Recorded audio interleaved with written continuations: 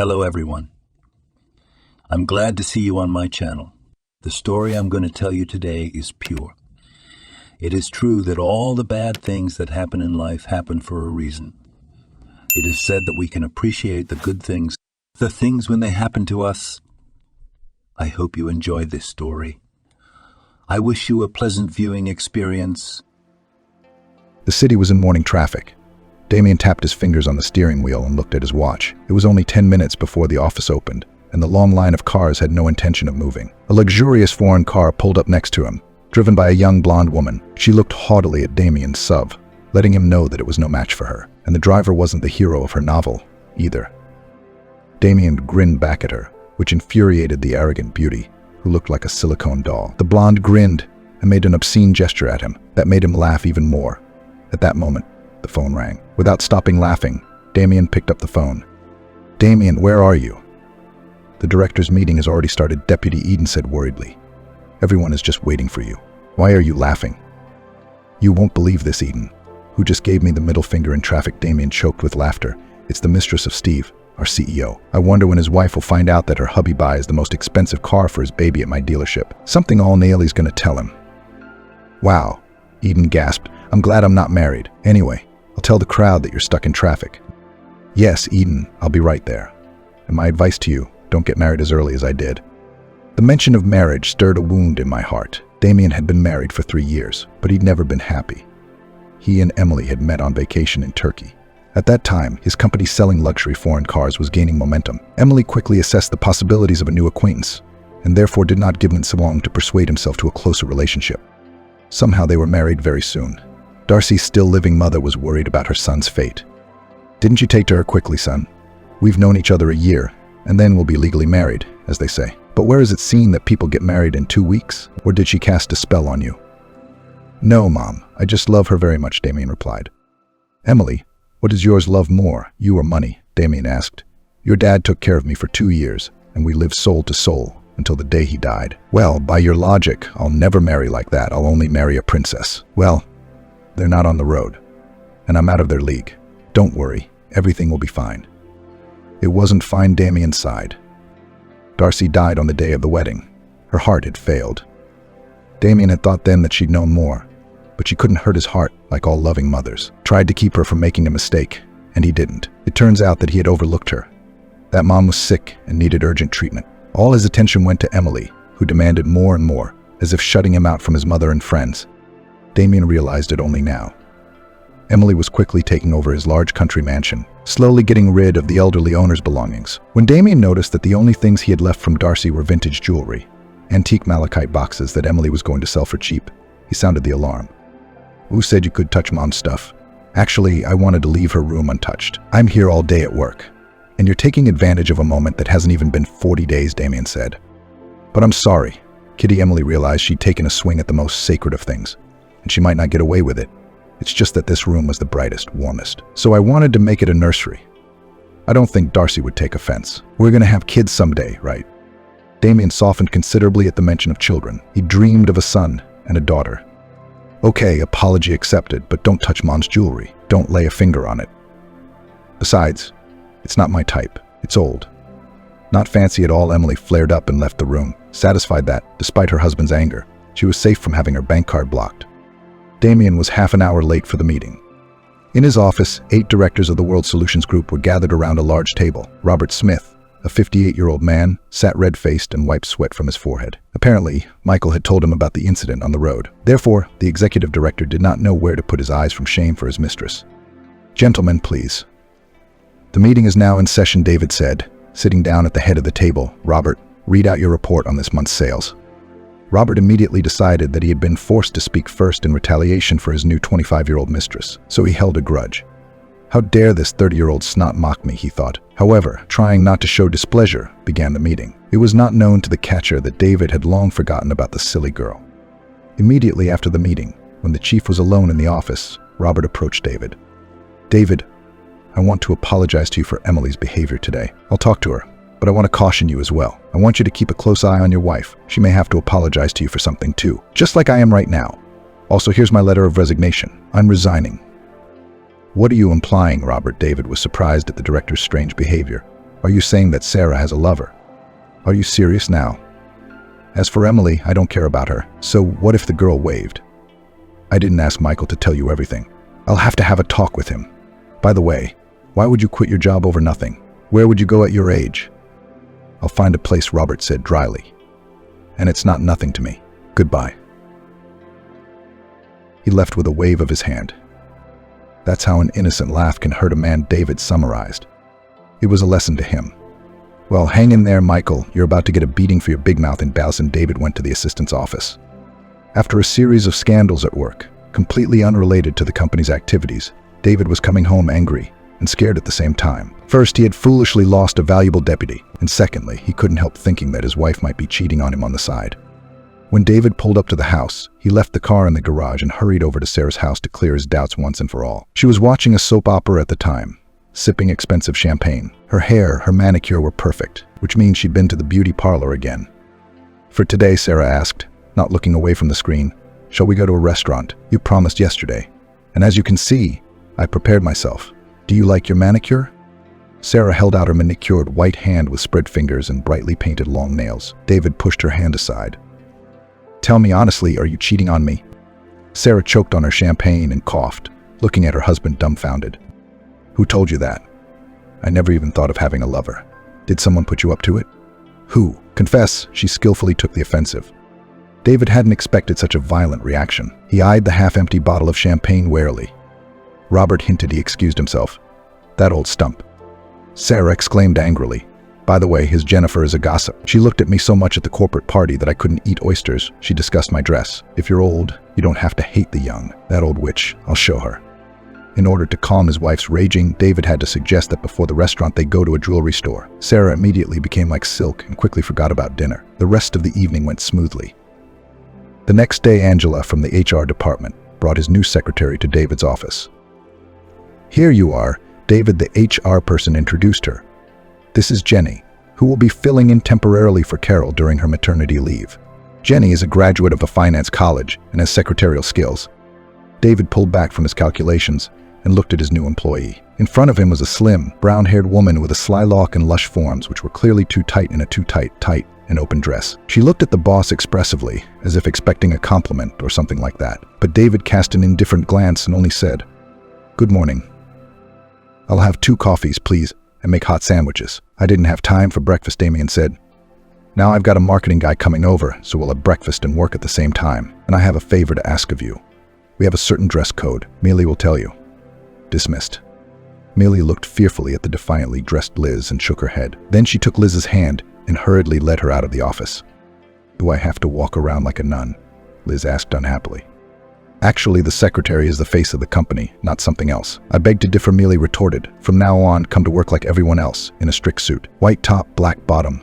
We're a decent company. We pay our employees well, and everyone values their jobs. If you're going to keep flashing, excuse me, cleavage and cleavage, you should probably get a job at a salon. I'm sorry, but I'll second Damien, Liz said grudgingly, but she went to make coffee. Half an hour later, Vincent, Damien's longtime friend and the company's marketing manager, stopped by. Have you seen the pretty girl sitting in your waiting room? She's shooting her eyes at me. Well, are you afraid of Glaziev? Knowing him, he got excited. An ordinary girl in a revealing dress. He told her to dress up tomorrow. What's wrong with you? Let her come like that. For a pleasure, Vincent grinned. Our men have been to her house more than once to ask her if everything's in place. But she doesn't give a damn. She just sits there and doesn't give a damn. Let's get to work, Damien laughed. Or I'll tell Nayeli what you're looking at. Before Damien could say anything, Liz brought in a tray of coffee and sandwiches. Vincent stared at her mesmerized, so the boss had to kick him under the table. Liz came very close to Damien and leaned forward, setting the tray down. Her hair literally touched his face, and he could smell the scent of her perfume. It smelled like vanilla and something fruity. Liz looked at Damien languidly, as if he was the sandwich and she was the hungry traveler. He didn't like the attention.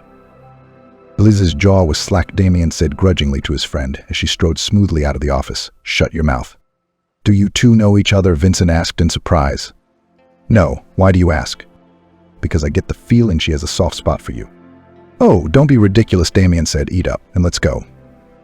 Soon the word was spreading around the office that they had a beautiful woman working for them who had her eye on the boss. Liz kept up the interest by trying to be alone with Damien as often as possible. He didn't understand what was going on, so he didn't respond to the advances of Liz's secretary, whom he was already thinking of firing. Liz quickly realized his intentions, so she decided to keep a low profile by installing a hidden camera in Damien's office. That evening, he had to stay late at the office. There was a contract to deliver a large shipment of expensive foreign cars. Liz didn't take a nap. She waited for everyone to leave and unceremoniously entered the chief's office. "Why aren't you going home?" Damien asked her. "Did I miss you?" Liz stretched out and smiled.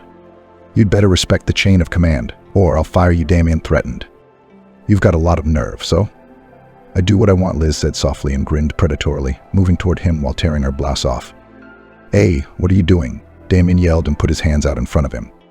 Liz deftly turned around and started to fall to the floor with a scream. Damien automatically grabbed her so she wouldn't hurt her head. He was afraid of the sight of blood. As a result, both of them collapsed to the floor. Damien roared as he unhooked the clinging secretary from him. "Get out! You're fired!" "Okay," Liz laughed, then walked over to her desk and hid something in her bra. "What did you take? What did you take? Answer me." "Put it back," Damien exclaimed in shock. "You try it," Liz laughed evilly, kicking the door open, her laughter echoing through the hallways for a long time. It took Damien an hour and 30 drops of valerian to calm down after what had happened. He didn't remember how he got home. Emily was already asleep, which made him glad. At least no one would be nagging him for coming home late. After drinking a shot of cognac, Damien went to bed. During the night, he dreamed of a giggling Liz and snippets of horror movies. The next morning, he woke up in a sweat. It was 9 o'clock. He was late for work. Emily wasn't home, which was unusual for her. She usually woke up around 10. After a quick snack, Damien rushed into town. When he peeked cautiously into the reception area and found no wild receptionist, he sighed in relief and went into his office. "Damien, there's an emergency." A delegation of employees walked in, led by an outraged Mary. Liz had emailed naughty pictures to all of us. She insulted everyone. And most importantly, this video. "Yeah, she did a lot of that last night. I'm ashamed to tell you," Damien said. "What video?" Everyone looked at each other. Damien opened his email and clicked through the files. It showed him and a half-naked Liz lying on the floor. The piece had obviously been trimmed, and there wasn't a moment of Liz tearing her own clothes off and brazenly molesting herself. Damien shifted his gaze to his co-workers. They were silent, but suddenly that silence was interrupted by a squeal in Emily's voice. "Where is he? Where is the bastard?" Emily flew like a whirlwind into her husband's office, nearly knocking Mary to the ground. "How could you? I trusted you. They sent me a video of you having fun with your secretary." "It was nothing." She made a pass at me. "Let me explain," Damien begged. He was embarrassed in front of the staff for all this nonsense, but his wife thought differently. "I'm filing for divorce. I'll see you in court." Emily turned on her heels and slammed the door loudly. Damien wrapped his arms around his head. The staff, not wanting to be present for someone else's conflict, quietly left. When he returned home, all of Emily's belongings as well as the contents of the safe had been taken out. But it wasn't the money that Damien regretted. He was hurt that the man he'd lived side by side with for 3 years hadn't given him a chance to explain himself. The house was unusually quiet. It was depressing because he was innocent. In the end, the court sided with the offended wife. So Damien lost the divorce case outright. Liz sued him for the house and half the business. As she left the courthouse, she pretended not to know him, and it hurt his soul. "Be strong," Leo told him. "I believe you. It's all very strange already. Come on, I'll help you pack. In the meantime, you're staying with me." Emily, too, began to make her own rules, fired valuable employees, and hired those she liked. Now the office was filled with good-looking guys without a king in their heads. She said goodbye to Damien and Mealy, who had been with the company since its inception. "I can't stand your ex-wife's antics," she said bitterly. "And yesterday, I saw Emily having lunch with Liz on the restaurant patio, having a very nice conversation. So I was set up by my own wife to get rid of me and take over my business. And the prenup says whoever cheats on his half gives up the house and part of the business, and there's no way to prove it." "I'm sorry," said Mealy. "I'm sorry," said Mealy. But trouble doesn't come alone. Important investors were suddenly leaving the firm. They were moving to competitors. All the fat contracts were somehow being snatched up by another company. "What's going on?" Damien asked Vincent in horror. "I'm 5 minutes from bankruptcy, and I'm homeless. I'm homeless. I found out something." "Don't scream," Vincent said. "Our former CEO, Steve. He's the magnet that drew our partners to him. You got that right. Now he's working for the competition. He betrayed his family of over 30 years and now his co-workers. Oh, rotten soul. There's a reason my mom hated him. She saw him as a rascal." Vincent sat with Damien in the kitchen that evening, reminiscing about the old days. "It's hard to lose what you've spent so many years working for," Damien grumbled sullenly. "You can start over. I've got arms and legs. Your health's good. I've got some money for the first time, so don't be discouraged. Vincent cut him off. Thank you, Damien said gratefully. You're welcome. I can give you a smack if you need it, Vincent laughed. Suddenly, Damien got a call from a number he didn't recognize. It must be another scam. I won't answer it, he said. Just take it, Vincent argued. What if it's something serious? Damien reluctantly picked up the phone and put it on speaker. Hello, is this Damien Halliday? A man's voice asked him. Yes, who are you? I'm notary Glenn Ivans. The fact is that your Aunt Augusta Holliday, your father's sister, left you an inheritance in the form of a house and a large sum of money in an account. The only condition is that you must live in your aunt's house for a period of time. I don't remember any Augusta Holliday, Damien said. This is a joke. You know, it's not funny. It's not funny to me either. You know, the notary said sternly, I have an inheritance case to close. Stop your hysterics and come to the office. Vincent looked at his friend with rapt attention and couldn't find words of encouragement. He simply took the car keys and said, So let's go. It seems that fate has turned to face you again. In the notary's office, the light was only on in one room. You're here at last. I had to dig through the archives to find you, said the notary. Sign the documents and go. Birchwood is a gas workers' camp 120 kilometers from here. I think you'll like it there. And in a week I'll record your stay there, and the money will be deposited in your account. You'll find the house easily. It's near the cemetery. Damien didn't know what to say, but he signed everything. He and Vincent drove back in silence. He couldn't believe that fate had taken his side and given him a chance. Would I be able to live in the village? Damien asked himself aloud. For that kind of money. You can, Vincent answered for him. No one is forcing you to stay there forever. The next morning, Damien didn't feel like going anywhere. He wasn't in a good mood, but he was warmed by the thought of a nice inheritance and a nice house somewhere far away, in a place he didn't know. He had wanted to live in the country since childhood, but his mother always went to resorts and took him with her. Damien didn't know his father at all, and he had only seen village houses in pictures or movies. Birchwood turned out to be a fairly large village with a developed infrastructure. Well, they say the village is dying out, Damien thought to himself as he looked through the windows of his car. He found his aunt's house rather quickly. The two-story brick building stood on a knoll. It was especially exciting to watch as dark blue clouds began to cover the hill where the house stood. The weather was getting worse. A thunderstorm was beginning. The wind bent the branches of the trees and raised columns of dust.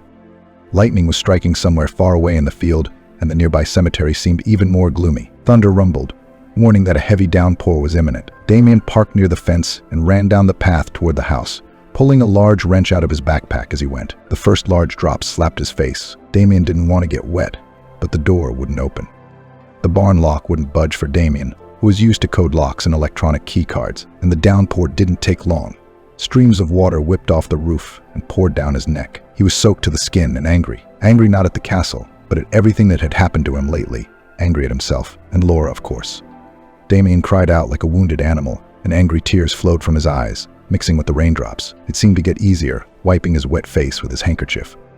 He went under the firewood shed and pulled out his phone, hoping to find the number of some handyman or locksmith online. The screen flickered a couple times and then went blank. The battery was dead. "What are you going to do?" he shouted. "Shall I go to the car? I'll soak all the seats. It's just bad luck all around. Why are you yelling?" A male figure rose from behind a wall of rain in front of Damien. It was a haggard, visibly elderly vagrant who looked at Damien, studying the large stick or staff in his hands. "So what are you doing here?" "Being a host," the drifter asked Damien. "Are you checking to see who left their house here?" "Let me check outside Augusta's house, see if the dogs are here, or even worse, wolves." "Who am I?" "I'm my aunt's nephew. She left the house to me," Damien said. "I can't get the lock open. I can't get this thing to open." "City folk," the tramp sighed. "Give me the key. I'll help you. There is a secret. You need to press on the lock's cushion a little, and it will give in. My name's Pete, by the way. I've lived in this town all my life. I know everybody. I knew Augusta well. May she rest in peace. Don't look at me like I'm not dressed well. It's wrong to greet people by their clothes." Pete took the keys and opened the lock. The door creaked open. They went inside. It smelled of herbs and something else delicious. In the kitchen, mushrooms were drying under the ceiling. Bundles of dill and parsley hung along the walls, obviously prepared for the winter. And the rooms were in perfect order, with only wilted flowers. Everything said that the mistress was gone and there was no one to clean. Damien walked over to the table to pick up the fallen petals. On the tablecloth, he noticed a piece of paper folded in half. Damien unfolded it. It was a note written in a woman's neat handwriting. "My dear nephew Damien, if you are reading this message, it means that I am no longer in this world. And don't be surprised that I left everything to you. I have no children of my own. You're the only nephew I have left. I loved you very much, even though I only saw you when you were a baby. You grew up to look a lot like your father. Your mom sent me pictures of you. And I loved my brother very much. He was the only one who stood by me once. I'm sorry I never got to see you. I had no time. I thought I would live to be 200 years old. I knew I wouldn't live long. I've made a lot of mistakes in my life. So here's my advice to you. Trust yourself and live with your heart. Oh, and check my grave. You'll find the answers to your questions there. Your Aunt Augusta. Only now did Damien feel sorry for her. She was lonely, had lived her whole life, and had never once asked him for help, while he had helped the naked Emily in many ways. His aunt was exhausted, needing the care of her family. Auntie, why didn't you say anything to Mom and me? Damien said. We would have taken you in. Maybe Mom would have had more fun and wouldn't have left so soon. Tears came to Damien's eyes. He didn't notice Pete standing quietly behind him with a mournful look. Tramp, I'll go, Pete said, putting a hand on his shoulder. Damien, why don't you get changed? You'll catch a cold. I thought we'd sit and have a cup of tea. Remember Augusta? Thank you. It's time for me to see you off on the road. I know how sad it is, Pete said, and left the room. As Damien unpacked and prepared a simple dinner, the day was winding down. He made himself comfortable on the couch, not daring to lie down on his aunt's bed. For some reason, he thought Augusta had died in it. In the morning, Damien was awakened by the cry of a neighbor's rooster. It was very early, so he decided to sleep for another hour. But he didn't. Another rooster crowed loudly, and a chain reaction of rooster songs spread through the village. Then the cows rumbled as they walked along the road, led by a shepherd, whose whip flicked in the air every now and then. You're not getting much sleep, Damien grumbled. The city boy didn't realize that in the village he couldn't sleep for long, because the animals wouldn't let him, and it was unseemly for the locals to sleep until dinner time. And then Damien remembered that he hadn't washed his face yesterday. Taking a towel from the closet, he went to the bathroom to wash up, but there was no sink. Surprised, he looked into the kitchen. Dirty dishes were lying there, and there was a basin above it, but no water in it. That's the way it is, Damien said aloud. Where do you get water? Not only that, but water was oozing out from under the nightstand where the sink was. Damien opened the cabinet door and gasped. There was no sewer, but instead a bucket and a half full. Carefully taking hold of the handle, Damien carried the dirty water to a special place in the yard. Now it was necessary to get water for drinking and washing. The well stood outside near the fence, with a bucket tied to it on a chain. Damien spilled the contents on the ground, filled the clean bucket and dragged it into the house. What kind of life is this? How did she live in these conditions, sick? Forgive me, Aunt, Damien thought bitterly as he washed the dishes. His hatred for spoiled Emily, who was too lazy to even load the dishwasher, only grew stronger. Toward noon, he made his way to the cemetery, which was located under the mountain. Damien found his aunt's grave. It was enclosed by a silver fence, and on the grave itself was a monument with a marble photograph. The smiling face of young Augusta looked up at him. She probably wanted people to remember her just like that. Well, hello, Auntie. I've come to see you. I'm sorry I'm so late. How selfish of me. I read your letter. Thank you for the money, for the house. Your notary was very responsible. He wouldn't give it to me for anything. He said, come here and you'll take care of it yourself. Suddenly Damien heard someone walking on the dry grass. He looked back. Pete was wandering nearby, occasionally glancing in his direction. How weird is that? Is he really following me? Why? Damien thought. He decided to wipe down the dusty monument and picture frame. He grabbed an armful of wet wipes and started rubbing the raindrops. He must have pressed too hard, and there was a click. Damien jerked his hand away. A hollow had formed on the picture frame. He shook his fingers there and pulled out a small key that had a square with a circle inside. What the hell is that? Damien marveled. He looked around, but Pete was nowhere to be found. Then Damien looked at the massive monument to Augusta. He thought it was strange that it was so large and backward. Among the marble patterns, he noticed a scratched square icon. Damien pressed it with the palm of his hand with effort, and immediately something clicked again. A marble door opened. Inside was a stainless steel box, with shaking hands, as if he were touching some unearthly artifact. Damien pulled out the box and dusted it off. It was locked with a key. Wow, Auntie, Damien smiled. Why didn't I know you before? I wish I had. Now he wrapped the find in his sports jacket. Damien ran home. He couldn't wait to open it. The drawer opened quickly. It contained tight wads of bills, a will and a deed to a house. But that wasn't what caught his eye. At the bottom, he found an envelope with a letter from his aunt. Damien eagerly began to read the message. My dear Damien, here you have found your inheritance. I wonder after how long. I wish I could find out. Be sure to let the notary know about it. He's the one who set up the hiding place at my dying request. He'll send you the other half of the money. And you might also meet Pete. Don't be afraid of him. Trust him. He used to be my fiancé, but my family separated us and forced me to marry someone else, someone richer. Your father was the only one who stood up for me back then. I've been grateful to him my whole life. I'm the reason Pete is the way he is, not that he's not a drunk or a thief. He honored my last request to invite him to my house. Well, I mean yours. He's as precious to him as a memory. And if you don't feel comfortable in your old house, buy a new one. The money I left should be enough. Please help him. He's the love of my life. Now, goodbye, your aunt. This letter puzzled and excited Damien even more. Was that who that man was? But where to find him now? Something led Damien down the overgrown paths to a river that flowed in the lowlands. There was a good-sized tent by the bank, with a fire pit beside it. A kettle hung on chains on iron supports over a heap of ashes. Radio sounds were coming from the improvised bed. "Hey, why are you walking here?" asked a man's voice from somewhere in the reeds. "Hi, Pete. I thought I'd come to see you," exclaimed the delighted Damien. "Don't burn, you'll spook the fish," said Pete in a whisper. "Oh, it's biting. Get the net, you big pike. Hurry up." They pulled the big fish, which opened and closed its toothy mouth. "Come on, let it go." What a beauty. Pete's eyes literally glistened with excitement. "Now I'll cook such a soup. Behind the ears will crackle. But I'm out of vodka." "I won't drink," Damien said firmly, fearing he was looking at an alcoholic. "I don't drink, only on holiday," said Pete. "And I need vodka for the soup, just a couple of spoons." "Do you know how it brings out the flavor? Didn't you know that chefs all over the world use wine for cooking?" "I know, I've been to restaurants." "How did you know that?" Damien wondered. "I am a cook," Pete grinned. "I've always had alcohol for occasions like this. I'll run out and get some. And you grab an onion, because I don't have any." It's done. That was a nice alfresco soup. Damien's never had anything like it. "Uncle Pete, can I call you that?" he said, scooping the broth straight from the pot. "You've got talent. Why don't you go to work in the canteen?" "Go ahead," Pete agreed.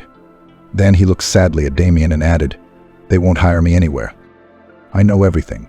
By the way," Damien said, "I read his aunt's letter. You were in love with each other. How come you became a vagrant? Why didn't you go to the city? Your talent would have been recognized there. You would have become a chef long ago." "I couldn't leave my village," Pete sighed. "And your grandfather was head of the district at the time. He made sure no one would hire me. He wanted to push me out of the village, and everyone listened. And those who did hire me, I'm sorry they lost business. They were flooded with anonymous complaints and various inspections. I couldn't frame good people, but I couldn't leave my beloved either. That's how I became a drifter," Pete said sadly. "I got by on odd jobs. Someone to dig potatoes, someone to split wood, someone to shovel snow. We have a lot of old people, so they ask for a little money. Their children all live in the cities. You can't travel every day to bring water from the well to grandma, so I help. In winter I live at the church. Our bishop is merciful, he lets me stay in the gatehouse for helping. But now that Alice's father is dead and the new generation has grown up, I have no place among them. Everyone's used to seeing me as a bum. Only Alice let me into the bathhouse and invited me to visit." "Then why didn't you get married? After all, there were no obstacles," Damien asked. "I did not want to. I was afraid that people would judge her, turn away. She's a woman of light. She would have faded away quickly without human companionship. I was cold enough as it was. I helped her, kept the house in good condition every day. And my love for her was pure, platonic." He sighed and began to draw something in the sand with a stick. Damien noticed that he was crying and pretended not to see it. "So let's go and live with me. Auntie would be happy about that. It'd be fun for me too." "This house is like your own," Damien suggested. "I agree. And be a real uncle to me." "I haven't had any family since my mom died," Pete nodded. "That's an interesting idea. I think I'll go for it. And the bathhouse needs some work. There's a lot of work to do in my own house. And we'll start a rooster course. I respect fresh eggs very much," he smiled. "We'll get a rooster if we have to. We have money," Damien said, satisfied that he would not live alone. In the evening, after the bath, they sat in the den at the big wooden table and made dumplings. Pete seemed to calm down and stop crying. Pete's dumplings were beautiful, but Damien's were ugly and funny. Damien ruined his apron. The townspeople watched how to mold. In the middle of cooking, there was a knock at the door. Damien opened it. A young stranger of about 28 stood on the doorstep. She was anxious, but when she saw the strange man, she backed away and wanted to leave. Pete, however, called out to her. "Margot, where are you going? Don't be afraid, we're all friends. What do you want?" "I haven't seen you in a while. How are you? How's Woland?" Margot turned around in tears. "Woland's sick. It's bad. Very bad. The doctors say he needs an operation. We've been in town for a month. In the hospital. I don't have that kind of money. I wanted to borrow it from Alice." "How is she?" "When I took care of her, she got better. I had to quit my job at the hospital to take care of Woland. I can work at Alice's again." I don't see her, Pete said sadly. She died 10 days ago. Margaret shook her hands. How did she die? I didn't even get to say goodbye. Oh, she didn't care. I thought I'd move in with her, since she'd made me her niece. What am I going to do? Well, we're lost. Margaret sat down on the floor and sobbed. Damien was struck by the grief of others. He and Pete looked at each other, and Damien realized what he had to do. Margot, my name is Damien. I, too, am recently homeless. Pete, as you can see, is a vagrant, so we can totally understand. If you're not afraid of gossip, you're welcome to stay with us. There's plenty of room for everyone. We'll cure Voland. Your aunt would have helped you, so I'll add what's missing for the operation. Margaret stared at him through her tears for a long time. Then she stood up, walked over and hugged Damien tightly. Thank you. I'll be grateful all my life. You don't need a lifetime, Damien laughed. Just sew up the hole in my jacket. I'm not good at this. I got caught on a nail yesterday. Margot laughed. She was very pretty when she smiled. And Damien fell in love literally the minute he did. Also, they say there's no such thing as love at first sight. The next day, Damien and Pete helped Margot and her son move in. 6-year-old Voland was excited about the large space and separate room on the second floor. Uncle Damien, can I help? Voland was asking to repair the floor in the barn. You can't move around too much, but if your mom says it's okay. Come on, you could use a man's hands, Damien laughed. He liked this sociable, kind boy. Of course, Voland had no trouble persuading his mother to stay outside a little longer. Soon Margot called everyone to dinner. When the 3 men entered the house, they saw a sumptuously laid table, where there was first and second course, and compote and pies. Oh my, Pete rubbed his hands together. It's been a long time since I've had such a home-cooked meal. That's how we lured you in. We're not going to let you go now. Oh, Margot, when did you have time to do all this? Damien was surprised, too. What's the matter? It's nothing. I can do even better. Margot waved her hand and blushed. She was pleased to be praised, perhaps because she liked Damien. Voland was a good boy. He wasted no time, washed his hands himself, sat down at the table, and ate with gusto, since he'd been outdoors. He hadn't eaten well before, Margot said, surprised, and here it's as if he's been fed since fall.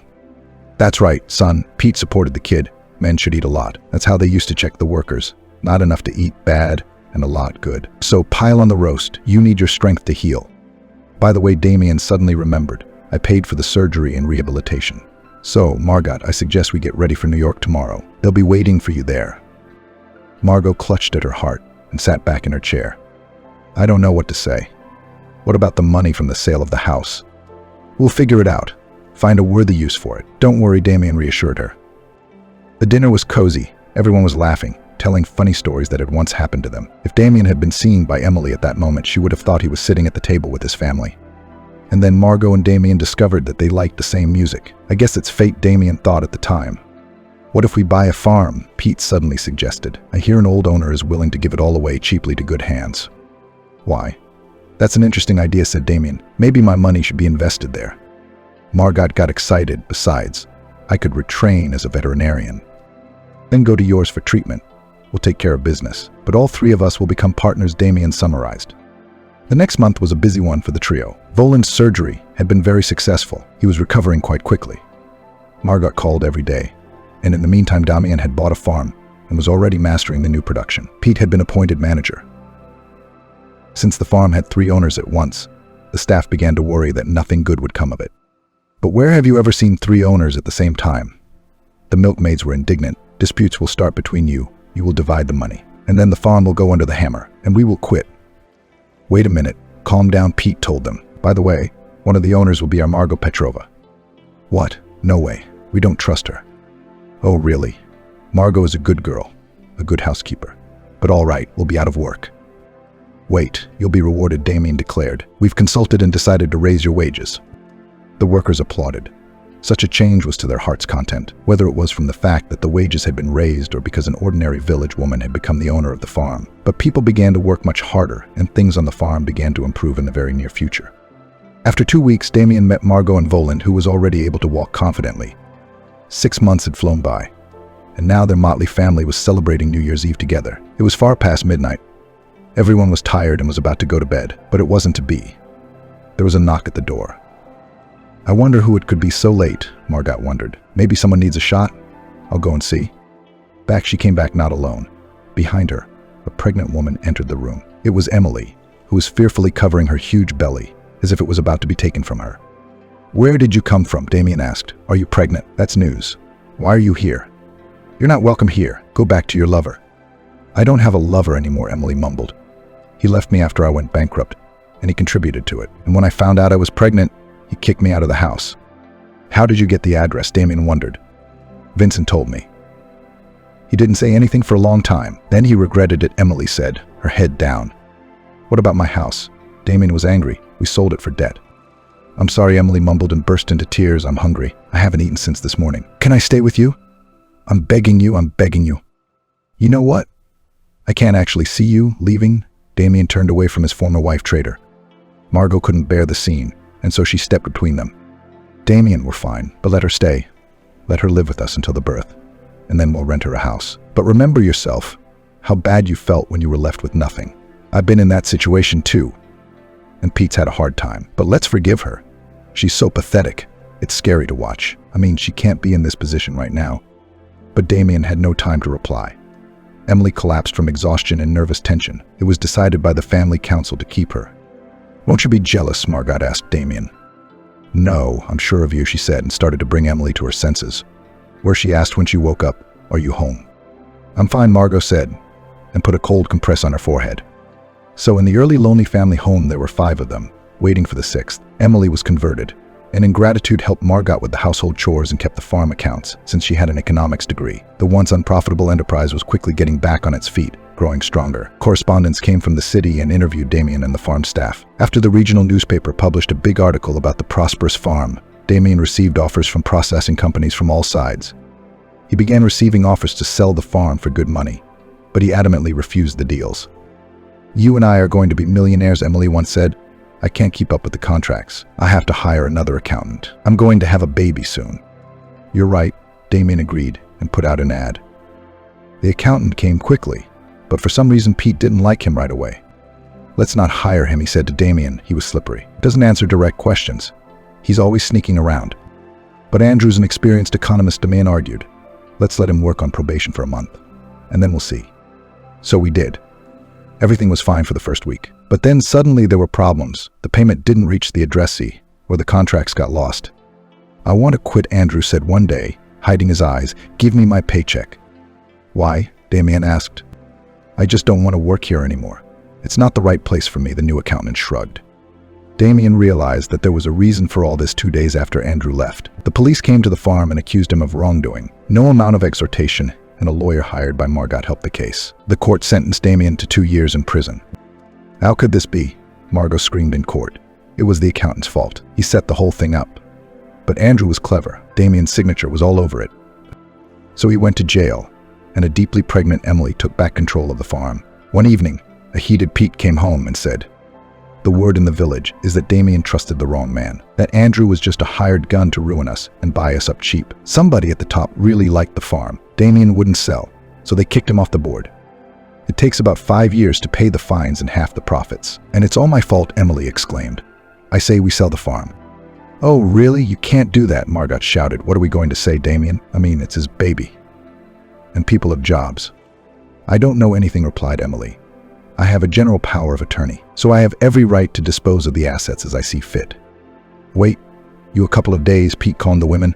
I'll find this Andrew. I've got a hunch. Pete started the old motorcycle that stood in the barn and left, leaving the women puzzled. He didn't return by evening. Margot and Emily thought Pete had stopped somewhere to sleep, but the next morning they were awakened by a phone call. It was the hospital. It turned out that Pete had been in a car accident and had undergone surgery. He would never be able to walk again. Margot rushed to the hospital, and Emily began to prepare the documents for the sale. No one was in her way now. By the time Margot got home, Emily was getting ready to make the sale. Do you still want to sell? Margot asked tiredly. She had no strength left to argue. Yes, we'll open another business, Emily replied. I know a thing or two about that. She grabbed her stomach and screamed. I'm in labor. Margot called an ambulance, but the ambulance was still not coming. Oh, it's going to be okay. Just listen to what I have to say. You'll have to give birth here, she said. Mommy, Emily screamed. She was bleeding and losing strength right before her eyes. The baby was still not coming, and Emily was teetering on the edge of life and death. Margot, tell Damien to forgive me, she whispered. Take my baby, raise it as your own, and don't sell the farm. I did it out of spite. You'll find Andrew's address in my papers. I wrote it down in pencil. Don't you dare die, Margot shouted, slapped Emily's cheeks and gave her a shot. Emily came to her senses. Okay, baby's coming, pull yourself together. Come on, push, Margot commanded. The baby screamed and Emily passed out. The ambulance arrived 20 minutes later. Emily and the baby were taken to the emergency room. Margot went with them. Suddenly a blood transfusion was needed, and Margot offered her own. You did a good job saving your sister, the doctor said to Margot. Yes, it's not my sister, just an acquaintance, she answered tiredly. Somehow you don't have a sister. The indicators are not identical, said the doctor. Would you like to do a rapid DNA test? Emily nodded helplessly. The doctor was right. Emily and Margot were sisters. When Margot had been allowed into the room as a relative, she had told her everything. That's news, Emily exclaimed. But how is that possible? Wait, I'll call my mom. It turned out that Margot and Emily were born to the same IVF donor by their mother, Teresa. As they say, she gave birth to herself, the mother said. What's up, sis? Shall we make up? Emily smiled. You know, I always dreamed of having a sister or brother. Margot wept and hugged Emily. 2 weeks later, the young mother and her baby were discharged, and 3 days later Pete was discharged. If Emily was still weak, but still tried to help Margot a little, Pete was in a wheelchair and was just adjusting to his new life. Margot was running around like a squirrel in a wheel. Voland helped his mother as much as he could, and also took care of his brother, who was named after Damien's father, Peter. Damien was soon released on parole. He already knew about the addition to the family, but he was still surprised to see such a tiny baby. Well, hello, Peter, Damien said, taking him in his arms. Let's be friends. In the back, Emily was crying. She was very guilty in front of these people, and the guilt was burning her from the inside. In the evening, she had a long talk with Margot about something. Then she packed her things and left, giving her son a big kiss. What's going on? Damien asked. She's gone to the convent, Margot explained. She wanted to apologize and wash away her sins. She'll be back as soon as she feels better. 2 months later, Damien and Pete were able to prove in court that they'd been cheated by Andrew, and so the farm reverted back to them. Damien was rehabilitated, and Andrew was arrested right in the courtroom. That night, Pete sat in his baby carriage and watched the sunset. You know what? Even though I lost the ability to walk, I gained a family I love so much. Fair enough. I don't hold it against fate. I have Damien and 2 grandchildren. 3 soon, Margot corrected him. Is that true? Damien exclaimed. Yes, it's true. And I hope it will be a girl. It's all men, Margot laughed.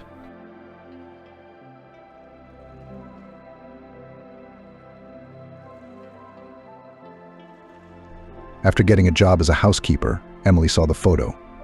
And when Emily lay in bed, staring at the ceiling.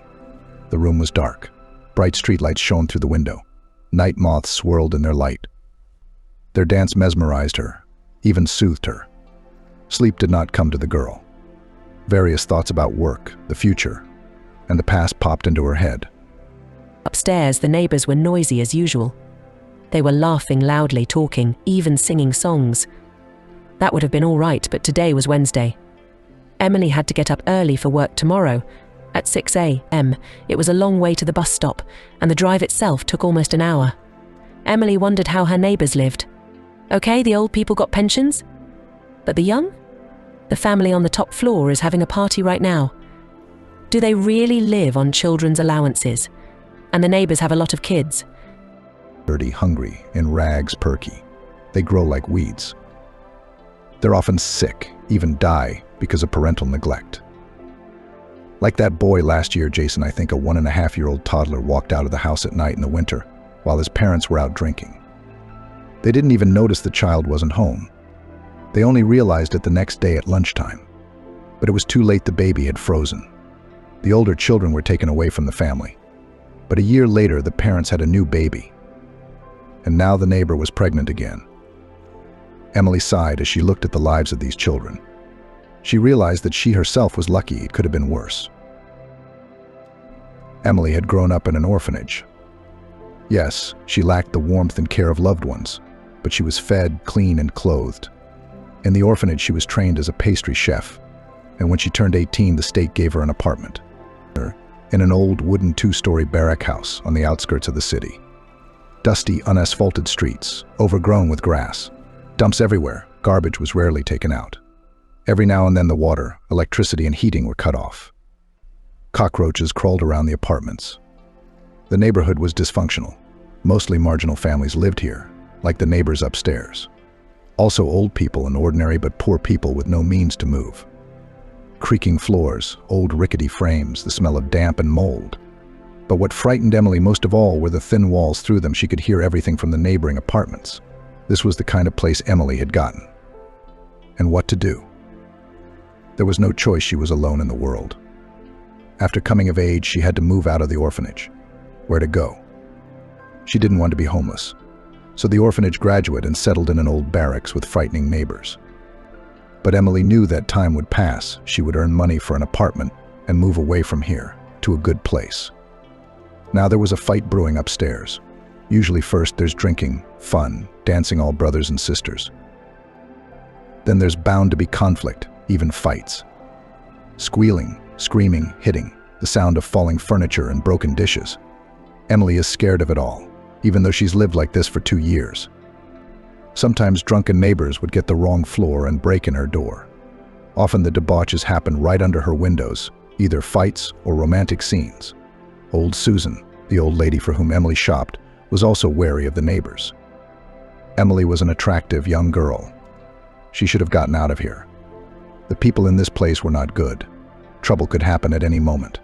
Emily realized this and dreamed of moving somewhere else. However, she didn't have that opportunity yet. In Emily's house repeatedly happened fires, almost always because of drunken neighbors. A guest from the top floor fell asleep with a cigarette on the couch, or the neighbor on the right forgot to remove the pot from the stove after getting drunk. Each time, the firefighters got there in time. But the unpleasant smell of burning was a lingering reminder of the incident. Emily was afraid that one day while she slept, a fire would start in the house. The only consolation was that her apartment was on the first floor, and she would be able to jump out quickly. Emily rolled over onto her other side, turning away from the fire. She should get some sleep. Tomorrow was a big day. There would be guests at the rich house where she worked as a maid. Some kind of family celebration. They need people to serve the guests and clean up. Emily will be a waitress. John Susan, an older man with gray hair and kind blue eyes, explained to the servants how to behave during the celebration. Nothing complicated. Don't talk to the guests. Don't attract attention. Slowly shuttle around the territory with a tray of snacks and drinks. Keep an eye on the invitees. If someone makes a sign, walk over so the person can have a treat. These will be people from a very different life. They never had to spend the night in an old barracks with creaks, piles of garbage, floors, and crowds of cockroaches. They don't have drunken neighbors keeping them up at night. These lucky people wear expensive fancy clothes, fly to exotic places with luxurious names, drive beautiful cars. A different world that Emily had only ever been able to observe from the outside. After a day of work in the midst of beauty and luxury, it was unpleasant and painful for Emily to return to her shabby apartment. From upstairs came swearing and profanity. A man's husky voice shouted foul language, and a woman's voice responded with equally harsh words. Emily covered her ears, not wanting to hear it. It was getting dreary. The gray life seemed bleak, joyless, and alien. Then Emily remembered her early childhood, a time when she was truly happy. A sunny summer morning. Her mother was tying her a beautiful bow. The girl admired her reflection in the mirror. Just a doll, smiled her mother, correcting the collar of the dress of her favorite daughter, and they would go to the park. Mom was on vacation. They didn't go to the sea. They didn't have enough money. Emily understood that perfectly well, even at the age of 7. But her mother promised to take her daughter to the amusement park and allowed her to choose any swings and merry-go-rounds without restrictions. How pleasant it was to walk hand in hand with her mother down the alley to the park, from where music, cheerful chatter, and children's laughter were already coming. It was light and joyful at heart. Emily felt beautiful and happy. And most importantly, her mother was near, always calm and warm. It was a pity that she had to work so much. But Emily understood otherwise. There was no other way, because they had no daddy, so Mom had to pull everything alone. Emily helped as much as she could, cleaning, even learning to cook simple dishes. Emily smiled as she lay in bed. The noise upstairs didn't bother her anymore. She thought of her mom, her slender silhouette, her long hair. Beautiful. What a clear voice she had. But her mother's face was lost in the fog. No matter how hard Emily tried, she couldn't remember its features. probably because when they were separated forever, Emily was only 9 years old. She barely reached her mother's shoulder. Emily had always admired her mother's face. However, she rarely saw that face in everyday life. It was a shame, but it couldn't be helped. But she still had the pictures. An old, thick album, slightly battered by time. It was practically the only thing Emily had inherited from her mother, except for a simple pair of gold earrings, a chain, and her mother's dainty wristwatch, all of which Emily had received upon graduation from the orphanage. She had nothing else. Emily realized that she and her mother lived poorly and very lonely. Emily had no grandparents or uncles and aunts. It was true that her mom's friends often came to their small apartment. They brought Emily presents and played with her. It was fun and enjoyable, but still not the same. Emily was secretly jealous of her friends who went to visit their grandmothers every now and then. Listening to the girls' stories about the hot cakes and candy the old people gave them, Emily was envious. She, too, wished she had many relatives. The girl, still very young, felt some emptiness in her chest. But she couldn't express her feelings clearly. Sometimes she tried, but her mother hugged her and asked, "Is it bad together?"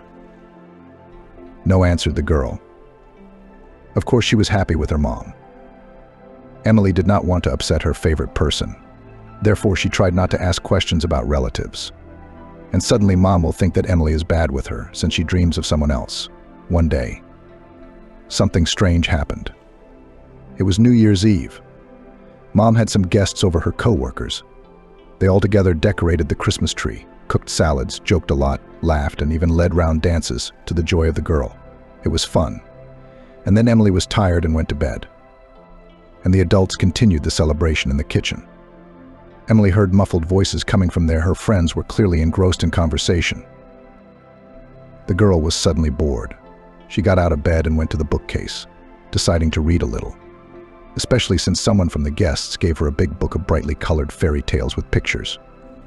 But for some reason, the girl took a puffy photo album from the shelf. Emily liked to look at the pictures.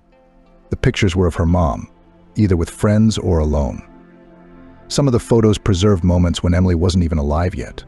On others, she was already a newborn in a cradle and onesies. There were school pictures of Emily and fresh ones. That evening, the girl noticed that there was something under one of her mother's portraits.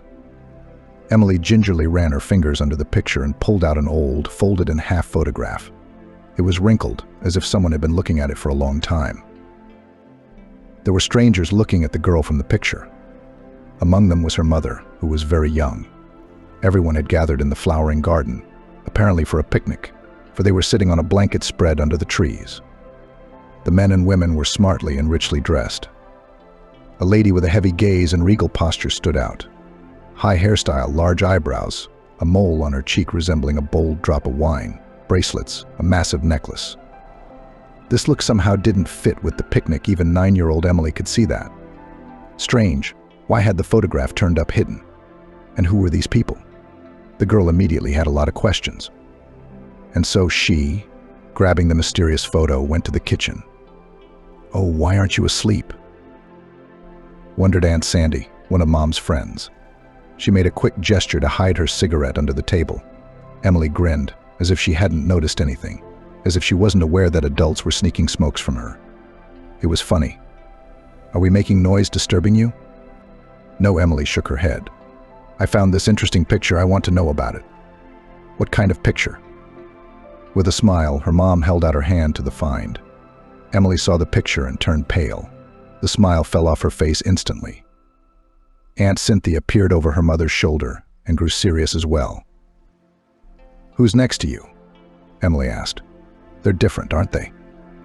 "They all are," her mother replied in an indifferent tone. "It's nothing special. I used to work with them, these people. They're your colleagues?" "Well, you could say that. Where did you all work together?" "Doing what?" Emily kept up. "Go to bed? It's late?" Her mother said quietly, pushing her daughter toward the kitchen. She left the picture with her. Emily walked out, closing the door behind her, but she didn't go into her room, instead lurking near the kitchen. She thought the adults were about to start discussing the photograph. The girl was not mistaken. "Why do you keep this picture?" Aunt Cynthia asked. "Why do you throw it away?" "I wanted to crumple it up and throw it in the garbage." But then I decided not to, because someday I guess I'll have to tell the truth. But not now, of course. She's just a little girl. Aunt Cynthia's voice was unusually quiet. She seemed to sense something. She saw the way Emily looked at her, like she recognized her grandmother. A call of the blood. No, her mother dismissed her friend's words. She's just wearing necklaces, rings. The clothes are the most beautiful, flashy. And that mole on her cheek caught her eye. She liked attention. I don't know. I think Emily sensed something familiar, like some elusive trait or something. She did. She recognized her grandmother.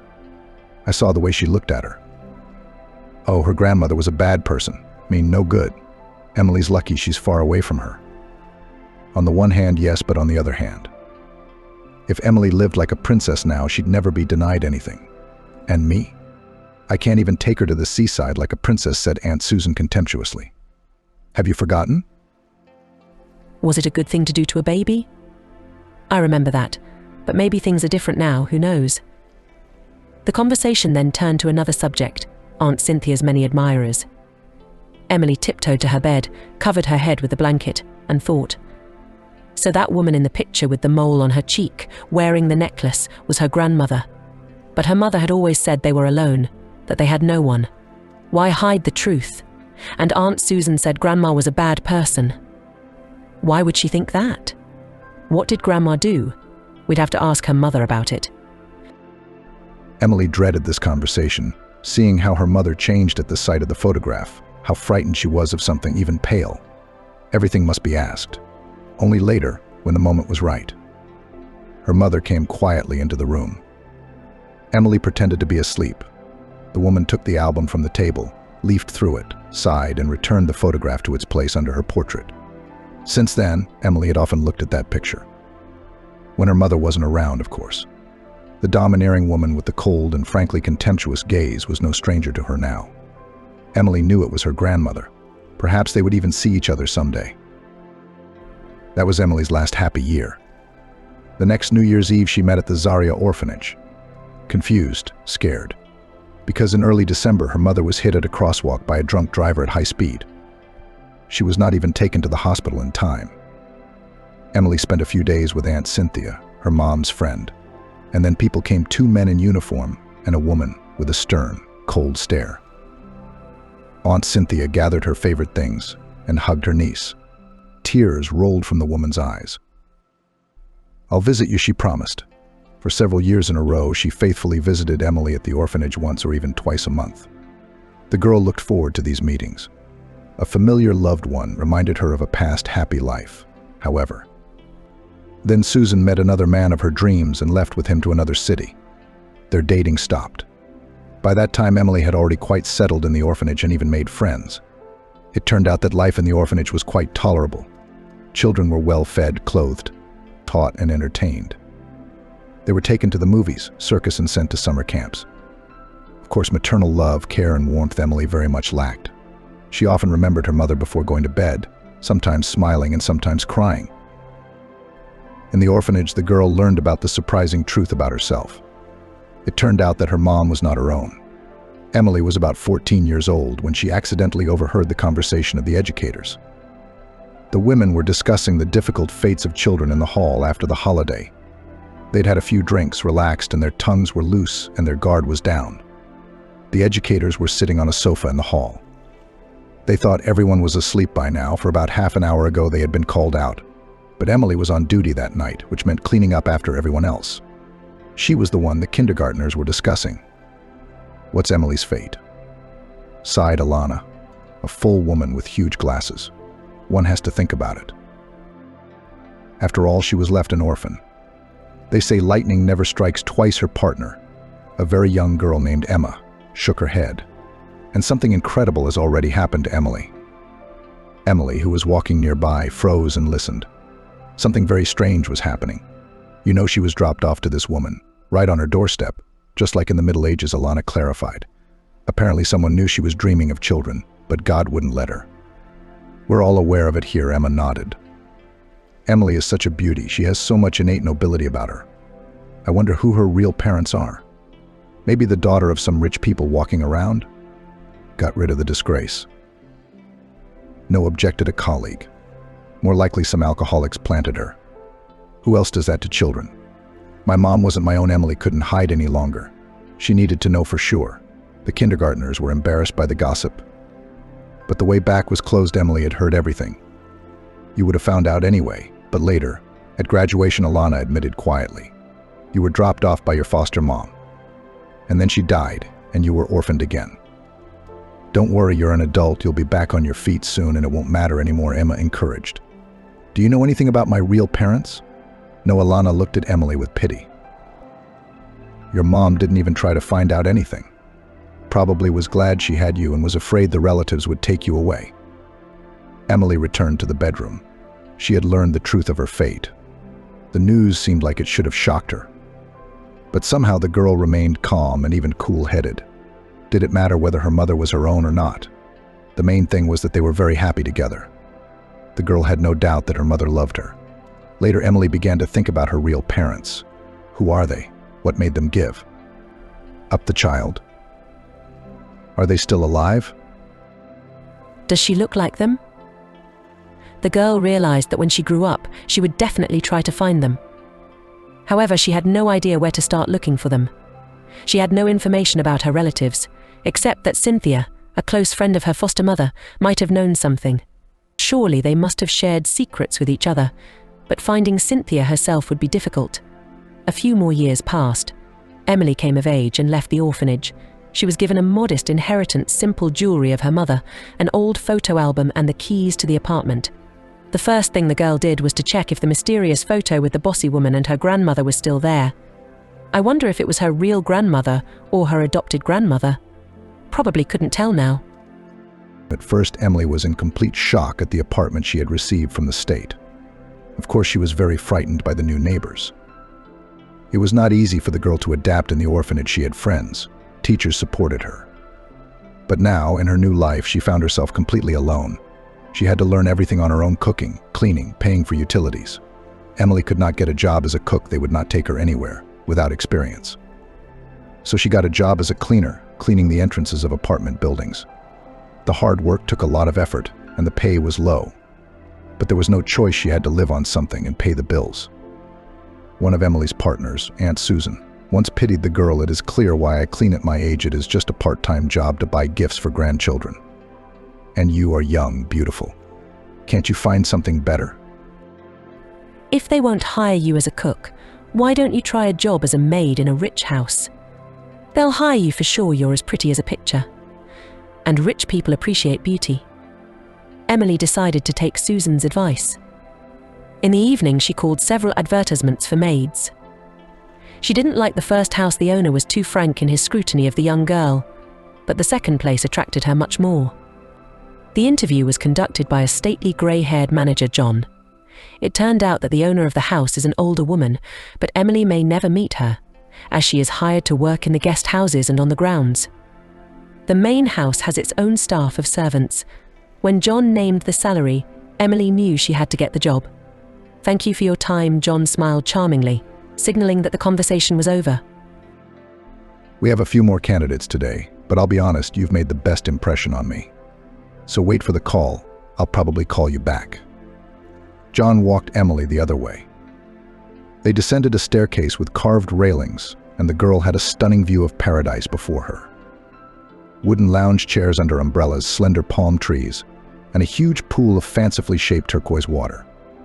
On the side of the pool sat a tanned, handsome boy of about 15 with merry eyes, exposing his body to the sun's rays. Emily and a slightly younger girl were lying on a lounge chair by the pool. She was wearing a white swimsuit, emphasizing her stunning tan. Next to her was a guy. They both seemed very nice and handsome to Emily. She couldn't help but admire them.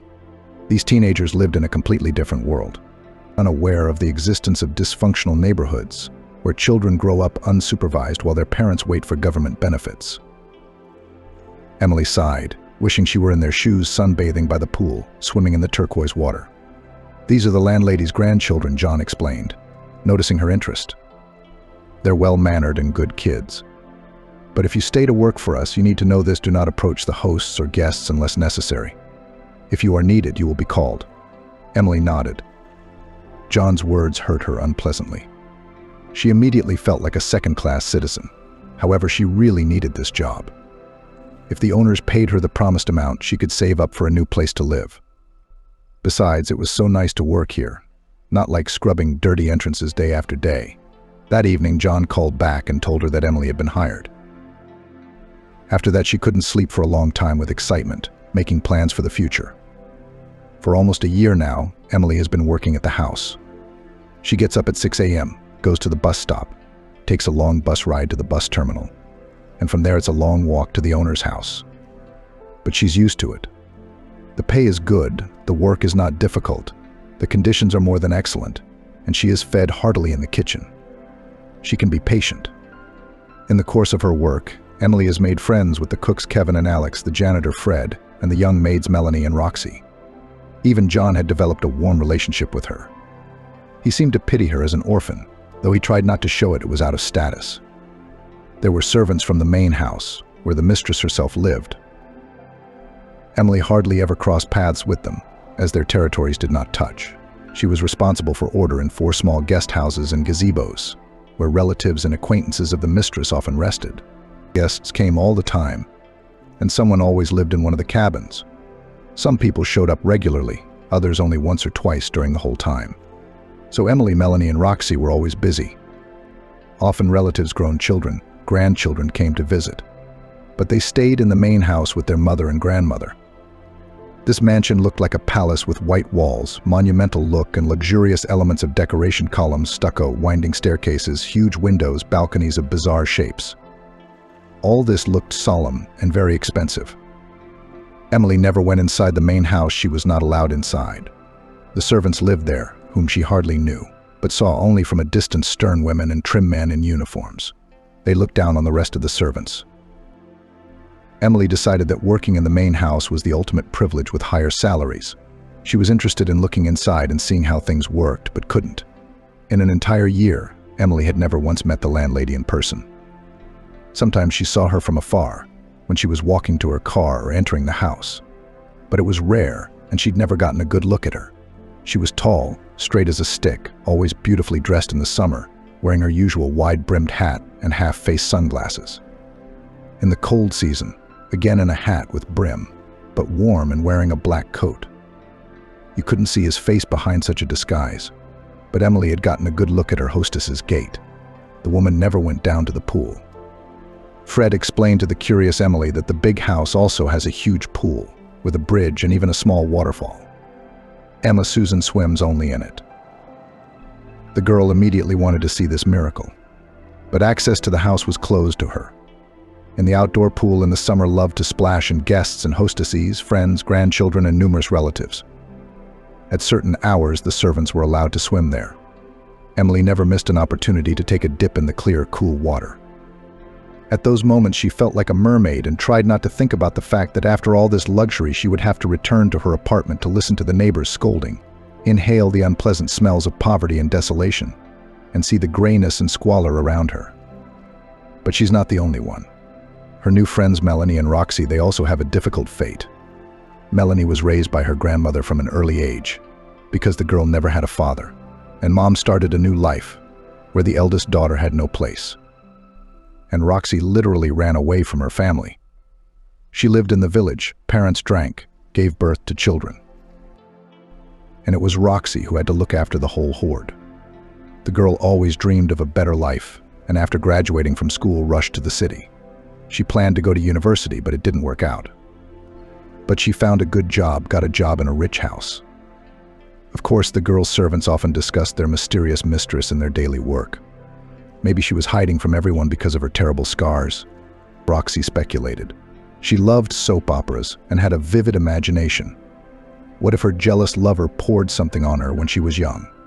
Or they were in a terrible accident together when they were hiding from relatives? Didn't approve of their union. Oh, come on, the practical Melanie waved her hand at her.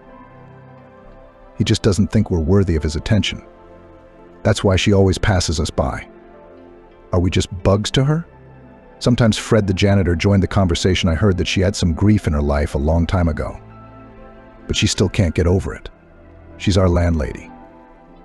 I heard John talking to the servants in the cottage about it. saying that the mistress is sad today because it's an anniversary, a misfortune. What kind of misfortune? I didn't understand. Through such conversations, the image of the mistress became more and more mysterious and mysterious. Emily wanted to see her up close and personal, but she was never able to do so. One day, John overheard the gossip of the young people. "Don't you have enough work to do? Why do you talk with your tongues?" Emily and the other young servants were not afraid of him. The strictness of the major of the house was contrived, and the workers themselves worked hard, tried. The salaries were decent, and no one wanted to lose his place. So their work was not to be faulted. But John, as a manager by status, is supposed to remain firm and rigid. "Tell us about the landlady," Emily asked bluntly. I wondered why she was so distant, so mysterious. "She doesn't go out into the garden." It was a risky request. He could get angry and call the girl a curious barbarian, judging and sticking his nose where it didn't belong. That would have been quite in his nature. But the man suddenly, to the surprise and delight of the three friends, opened up Pamela as a golden person. She's kind, generous, which you couldn't help but notice. She does a lot for her sons and grandchildren. She also helps poor children. "That's great," smiled Emily. "But why such mystery and detachment?" "Someone is always coming to see her, and she doesn't talk to anyone but her closest friends." "Well, first of all, the mistress is already in years. At your age, you want to have fun and socialize. And people like Pamela and I prefer peace and quiet. Don't be modest, you didn't make eye contact. The house majordomo did. Roxy, you're a big girl." I was, John grinned at her, and continued, "But fate is often unfair. There was once in Pamela's life a great sorrow died her only daughter, the youngest and late child. Clever girl, beautiful, the favorite of the whole family. And after all, how sudden and terrible everything happened. The girl flew to study in England, and the plane was in a plane crash. Of course, no one survived." "Wow," Melanie couldn't help but sigh. "So finish your theories about the mistress to build." "You think I can't hear you talking?" "Scars. Unhappy love." John gave Roxy an expressive look. "Well, ever since then, Pamela has been averse to noisy society, socializing and all that. She seldom gives soirees, only on the most solemn occasions. It tires her. She's changed a lot since the tragedy, and now she's getting older. So that's the story. There's nothing mysterious about the landlady. Just an unhappy person." Emily thought long and hard about the majordomo's words. "It turns out that you can have all this beauty and still be unhappy." Emily rolled onto her other side again, looking out the window. In the light of the street lamp, night insects were hovering. Crumbs of them were reaching for the light at the upstairs neighbors. Everything seemed to have quieted down. Finally, the girl closed her eyes. Quiet, good, calm. Emily didn't notice how she fell into a long-awaited sleep. The morning began, as usual, with the shrill ringing of the alarm clock. She struggled to open her eyelids. She had fallen asleep very late last night. She desperately wanted to spend at least half an hour in bed, but she couldn't, because the bus wouldn't wait for her. Emily struggled to get her head off the pillow and walked into the bathroom with her eyes still closed. A cool shower was always invigorating. The girl had a quick breakfast of a sausage sandwich and coffee. Melanie had said that someday the habit of such a breakfast would turn Emily into a fat woman, one who couldn't fit into decent clothes. But so far, the irregular gastronomic habits had had no effect on the girl's figure. Emily pulled on short denim shorts and a long, wide t-shirt, made a high ponytail, put her feet in sneakers, threw her backpack with a swimsuit, phone and purse over her shoulders, and left the house. At this hour, all her non-traveling neighbors were usually asleep, resting from the night's adventures. So walking down the road leading to the bus stop was even pleasant. But in the evening, Emily was always a little afraid to come home. She was especially scared of Kevin, the local first guy in the village. He even seemed to be working somewhere in the city, but like all his companions, he managed to drink almost every day, not denying himself the pleasure of having another affair. But everyone knew that Kevin had his eye on Emily. That was what frightened the girl, because if one day Kevin went from trying to get to know her more intimately to taking action, there would be no one to protect her. She was all alone. It would be good to go to work at the central cottage. The servants from there rarely leave the house. They even have a separate wing where they live. I wish Emily could do that too, she thought. And then Emily spent an hour traveling through the city on a half-empty bus. On the next trip, the bus would be crowded with people rushing to work, so that there would be no place for an apple to fall. In the meantime, it was quiet, calm, and peaceful. Emily even had time for a little nap. She opened the servant's gate with her own key and found herself in the garden. It was deafening, dizzying with scents the grass had not yet recovered from the dew. Emily inhaled a full breath and smiled. How nice, beautiful, pleasant, and most importantly, safe. Hi. Alex smiled at her friend. She almost always came before everyone else. She lived nearby. Roxy had already had time to change into her uniform, a strict dress of soft pink color with buttons. Good morning. John is gathering us all at 8:30 in the big gazebo. He has some important announcement. Either about today's guests or something else happened. All right, I'll get changed and I'll be there. This was unusual in Emily's memory. It was the first time the master of the house had organized a general meeting. Usually he gave his orders in person. This was an intrigue. When Emily arrived at the gazebo, everyone was already gathered there, including the almost unfamiliar servants from the main house. Her friends waved her over to join us. They took a seat for her. Well, it looks like we're all here now, John said, looking around at his subordinates. We're good to go. It turned out that in 2 weeks' time the hostess had an anniversary. On this occasion, a big celebration is planned. About 100 guests, invited musicians, artists John listed, in the evening after the concert fireworks. The event is big and responsible. I want everyone to understand that on this day everything should be at the highest level. It turned out that the efforts of the people at the cottage were not enough to serve the guests. Melanie, Roxy, and Emily, as young, pretty, and quick-witted as they are, were planned to be waitresses. Could we manage? Melanie hesitated. I've never catered a banquet before. Of course you'll be brief, John reassured her. In fact, it's nothing new. You've done the same thing before. It's just a bigger event than usual. Emily remained calm outwardly, but in her heart she was jubilant. She would finally be allowed into the house. She'd wanted to go there for so long, and she would be able to get a good look at her mistress. And the holiday promised to be big. There would be dressed-up guests, musicians, singers. Fireworks are planned. There'll be something to see. From then on, the house was filled with talk of the upcoming celebration. John, as promised, instructed the future waitresses. It turned out nothing complicated. Walk with a tray around the room and watch the guests. If someone makes a sign, go up to that person and offer appetizers or drinks, always with a polite smile. Emily had done something like this several times before at holiday meals, but now it was much more serious, and the event itself was to be held at the mysterious center cottage. With a slight polite smile, John said indignantly, glaring at Roxy, "Why are you smiling with all 32 teeth? Be softer, calmer, more elegant. Look at your friend." Emily smiled. She was really good at it. John praised her grace and coordination, setting her as an example to others. And remember, he said for the 100th time, don't forget the main rule: no unnecessary talking, glances, or personal contact with guests. You must blend in with the interior, be just an addition to it, not draw attention to yourself. Melanie nodded gravely. We'll try. I promise, Roxy said. Closer to the party, the decorators arrived.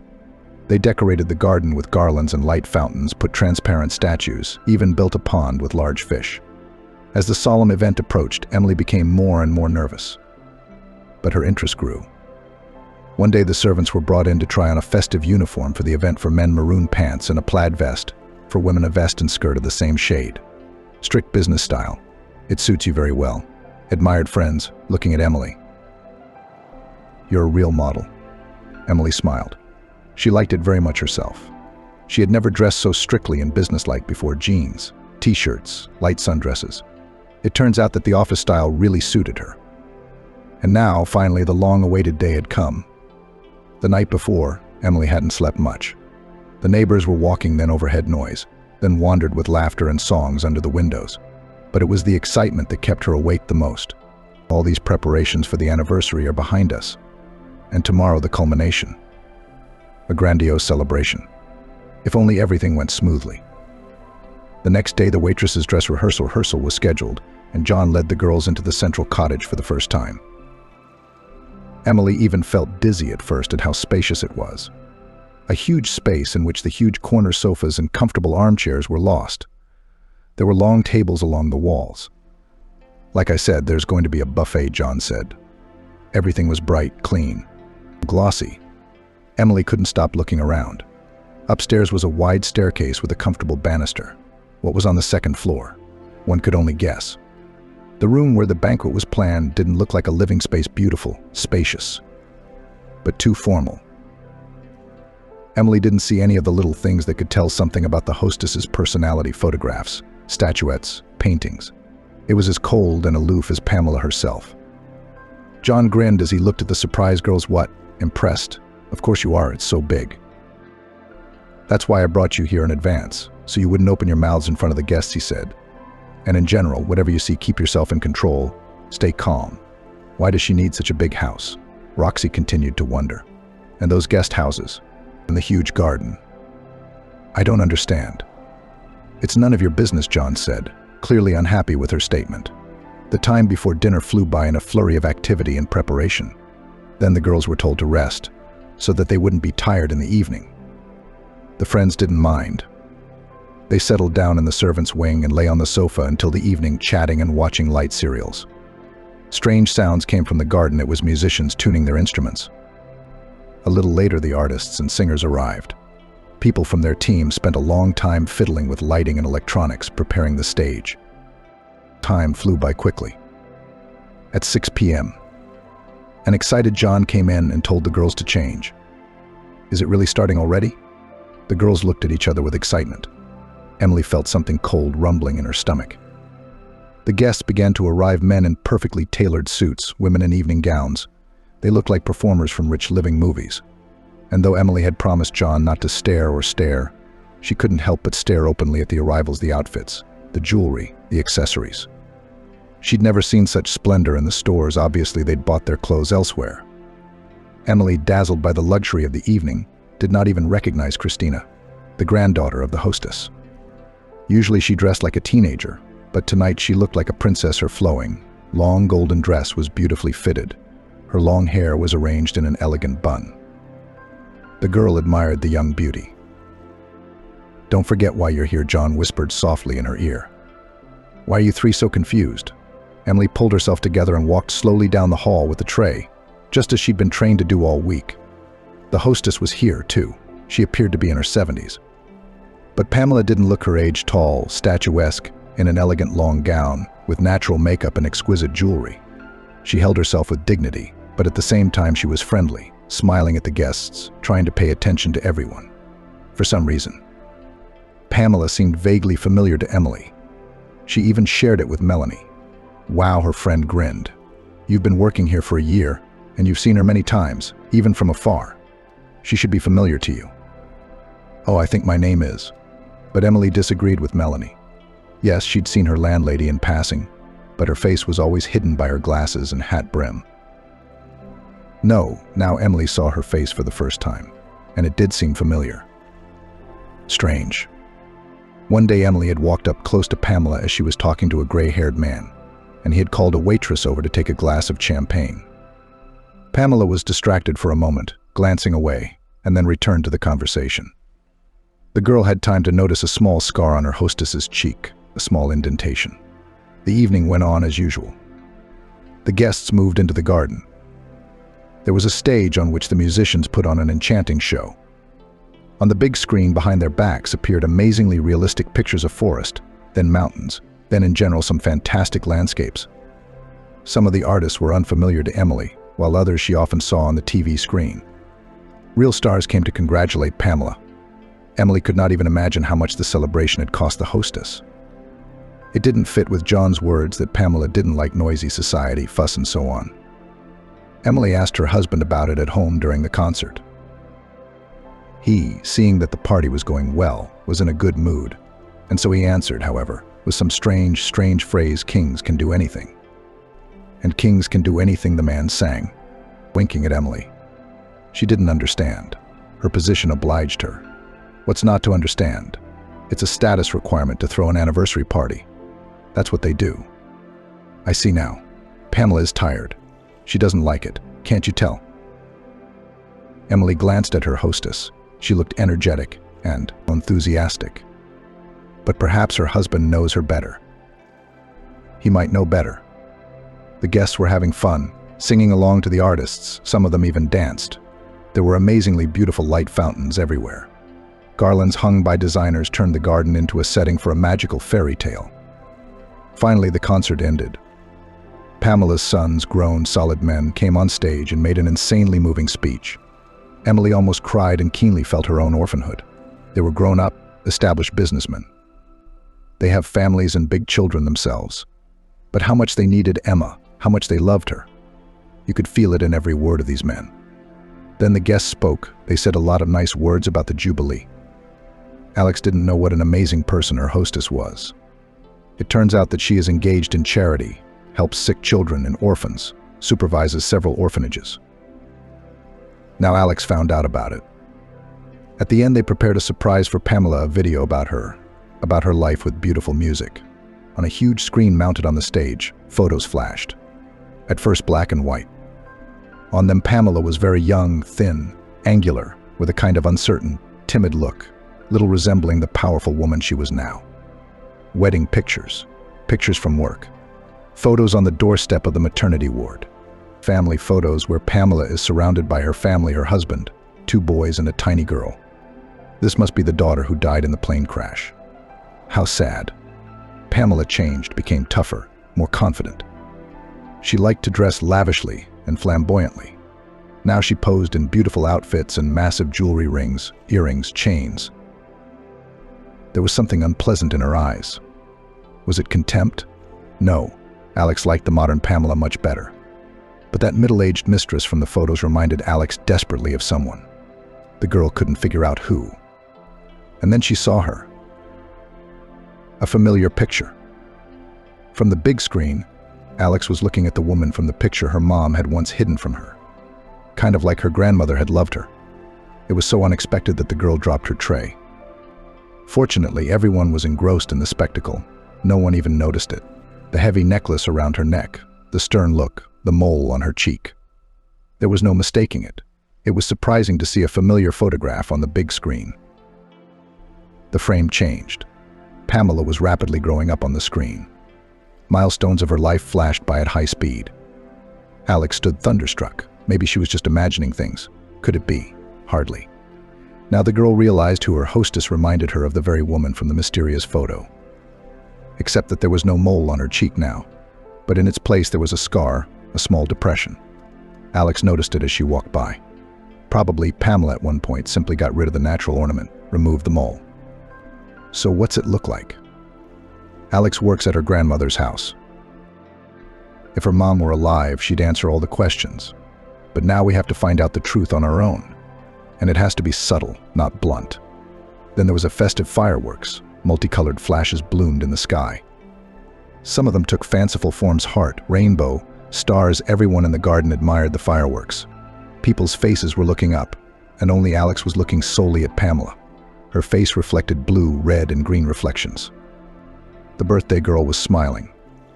Alex scrutinized every feature of her face and realized more and more clearly that yes, this was the woman from the photo. After the party, Alex stayed overnight in the servants' wing.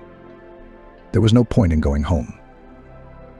The guests had left at midnight, and it was already time to get up. Especially at this hour, it wasn't safe to walk around the neighborhood where Alex lived. Roxy had gone home. She was renting an apartment nearby. Melanie stayed in the outhouse too. The girls made themselves comfortable on the big couch, turned off the light. Tomorrow was going to be a long and laborious day of cleaning. Of course, additional people had been hired, but there was still a lot of work to do. Melanie fell asleep quickly. But Alex, of course, couldn't sleep. What had she seen today? What did it mean? She wanted to share the news with someone. But Alex realized she shouldn't. It became unbearably stuffy. Alex got up and opened the window. Night freshness was blowing from the street. The girl decided to take a little walk in the garden. Maybe she would get tired and fall asleep after all. It was dark in the garden.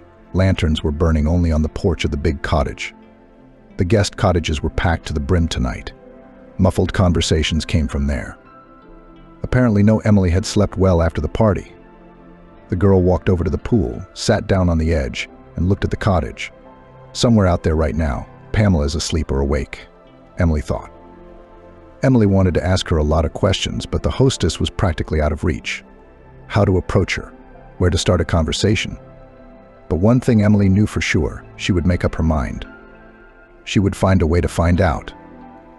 A week had passed since the anniversary. Life went on as usual. Emily went to work every day, ran John's errands, talked to Melanie and Roxy. Only now there was always that mysterious photograph in her pocket. Emily waited for the moment when Pamela would meet. And then, Ian.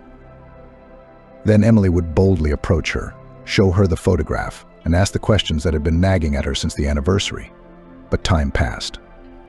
Pamela sometimes glimpsed somewhere in the distance, then to the parking lot, went to the house. Then a quick step went into the house, or in general appeared not alone, but accompanied by relatives or acquaintances. The right moment never came. It was tormenting Emily. "Emily, you haven't been the same lately," Melanie said one day, pale, anxious. "Are you all right?" "I'm fine." Emily smiled. She didn't want to tell anyone, not even her closest friends, about her story yet. "Maybe you're in love?" Roxy asked with a sly look in her eyes. Emily sighed. If only it were that simple. One day the girl made up her mind. If the mountain does not go to Mohammed, Emily realized it is necessary to act more actively. The moment when Pamela would accidentally get in her way, there might not be. It was early September. The days were sunny and warm. The air was filled with dizzying aromas of blooming herbs. Bright butterflies fluttered. And by evening it was getting crisp. Emily liked this time. She was cleaning the gazebo near the central cottage. Today Pamela's guests were having dinner here, an elderly couple with a little boy, a grandson perhaps. The hostess herself was not with them. Pamela had gone into town on business this morning. Emily now knew that the hostess spent a lot of time on charity, supervising foundations, orphanages, and hospitals. Emily was just checking the wide, long table in the gazebo when she saw them. Pamela and John were walking down the path to the house, talking quietly about something. The hostess, as usual, was wearing a wide-brimmed hat and dark glasses. I couldn't see her face, but her gait, her posture, her figure. No, Emily would never mistake Pamela for anyone else. John gallantly opened the door for the lady. She smiled at him and stepped inside, and the man approached Emily. "Well done," he praised the girl's work. "Quick, clean, as always." The man was clearly in a high mood, and he wanted everyone around him to smile. Apparently, the conversation with the hostess had been pleasant. When he left, Emily put the rag aside, glanced around the house, fumbled for the doubled-up photograph in her pocket. Sigh. Now or never, she thought. Emily slowly approached the door, glancing around every now and then. It seemed that John or one of the household servants was about to appear. Of course, they would scold her. After all, Emily knew perfectly well that she wasn't allowed to enter this house without permission. It is not her territory. She is not on the staff of the privileged servants whose duties include the upkeep of the cottage. Emily felt like a trespasser, almost a criminal, when she took the doorknob. Still, she took the step and found herself back in the spacious hall. Without the long tables along the walls, it seemed even larger and more spacious than Emily remembered from the anniversary. The girl stood for a few moments, listening to the sounds of the house. From somewhere came the muffled clinking of dishes and voices. It must have been the servants. Here would be the story if one of them came out into the hall and saw her looking around. She would be rudely ushered out the door, complaining about the insolent maid to John. And John? He'll probably fire her for all the good he's done her. Because there are strict rules. They're even spelled out in the employment contract. And Emily was brazenly breaking them right now. The girl sighed. Well, the first step has been taken. We have to go all the way. There was no turning back, and she headed straight for the wide staircase that led to the second floor. The landlady was definitely there. Emily easily ran down the steps and was confused again. A wide hallway, many doors. Where to go? At least there was no one there. Pamela came out to Emily on her own. She came around the corner from somewhere. She was wearing a beautiful homemade suit, satin, or silk oversized black pants, and an elegant tunic to match. There was a flicker of surprise in the landlady's eyes at the sight of the girl. But anger Emily did not notice. "You're the girl who looks after the grounds and the guest houses, aren't you?" Pamela asked, giving Emily a glance.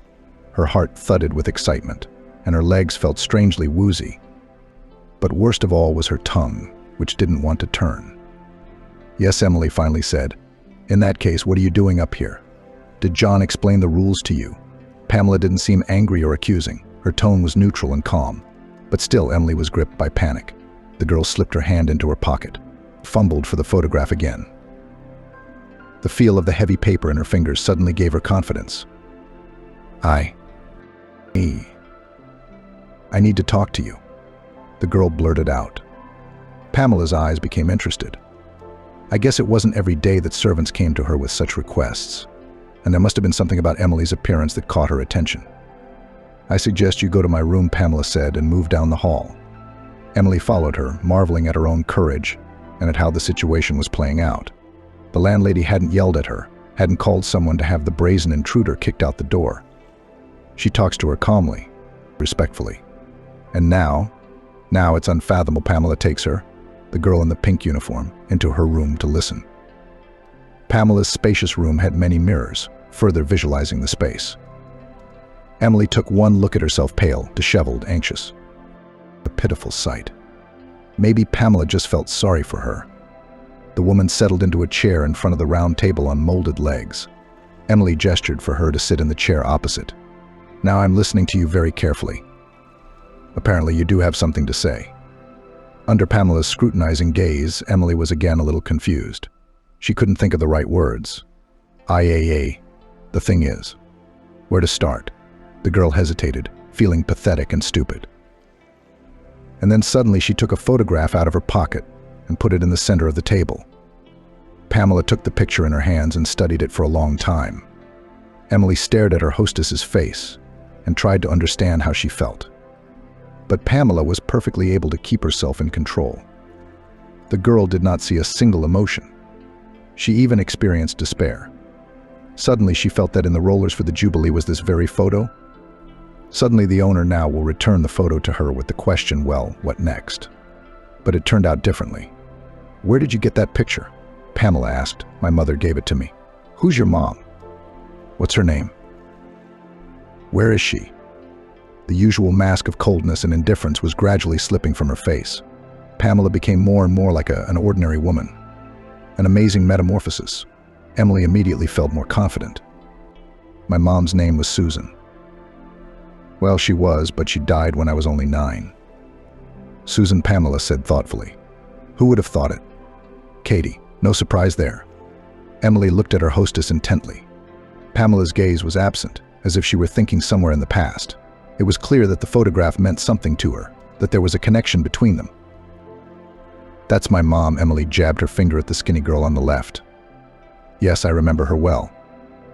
Jenny served with us for a few years. Good girl, efficient, calm, but I fired her. I was a different person back then." "Tell me, who raised you after Jenny was gone?" Pamela asked. "I grew up in an orphanage," Emily answered. Pamela looked at her pityingly, barely holding back tears. Emily saw it perfectly well. "It's my fault. I meant well, and I've done this," Pamela said with strange, incomprehensible words. "I've ruined your life and my daughter's. I'm so sorry for you." Jenny," said Emily firmly. "I heard her talking to a friend of hers once. I understood from it that the woman in the picture was you when you were young." My grandmother, Emily lied, deciding to go all in. She had waited too long for this moment to miss the big question. "I guess so," Pamela nodded, looking at Emily. "The DNA test would clear things up for sure. But it's just a formality. I can see the nose, the eyes, the lip line, an amazing resemblance. Explain everything to me," Emily pleaded. "I don't understand anything at all. I'm even a little scared." "Of course I will," Pamela nodded. "Now we'll have plenty of time to understand and learn. I just can't believe it. We've been looking for you for so long, sending out inquiries, even hiring detectives. And here you are, after all these years, when there's no hope left." Pamela began a long story, speaking quietly, measuredly, calmly, stopping at times and shaking her head in disbelief. She had graduated from the Polytechnic Institute, specializing as an engineer. On assignment, she was sent on an internship in a distant city. It happened often then. Pamela did not mind. She always liked adventure. There, at a large factory, she had met her fate, Tom, despite the youth of the already master, to whom the adult men obeyed. Intelligent, determined, energetic, he immediately attracted Pamela. I still could not believe my happiness, she shared with Emily. All the women in the factory were making eyes at him, and he chose me, unremarkable, with this ugly mole on my cheek. How I hated it, how many complexes I had because of it. I got rid of it the first chance I got. Tom made me believe I was beautiful. They got married and got a tiny studio apartment from the factory. But it was better than a hostel. They didn't live poorly, but they had enough.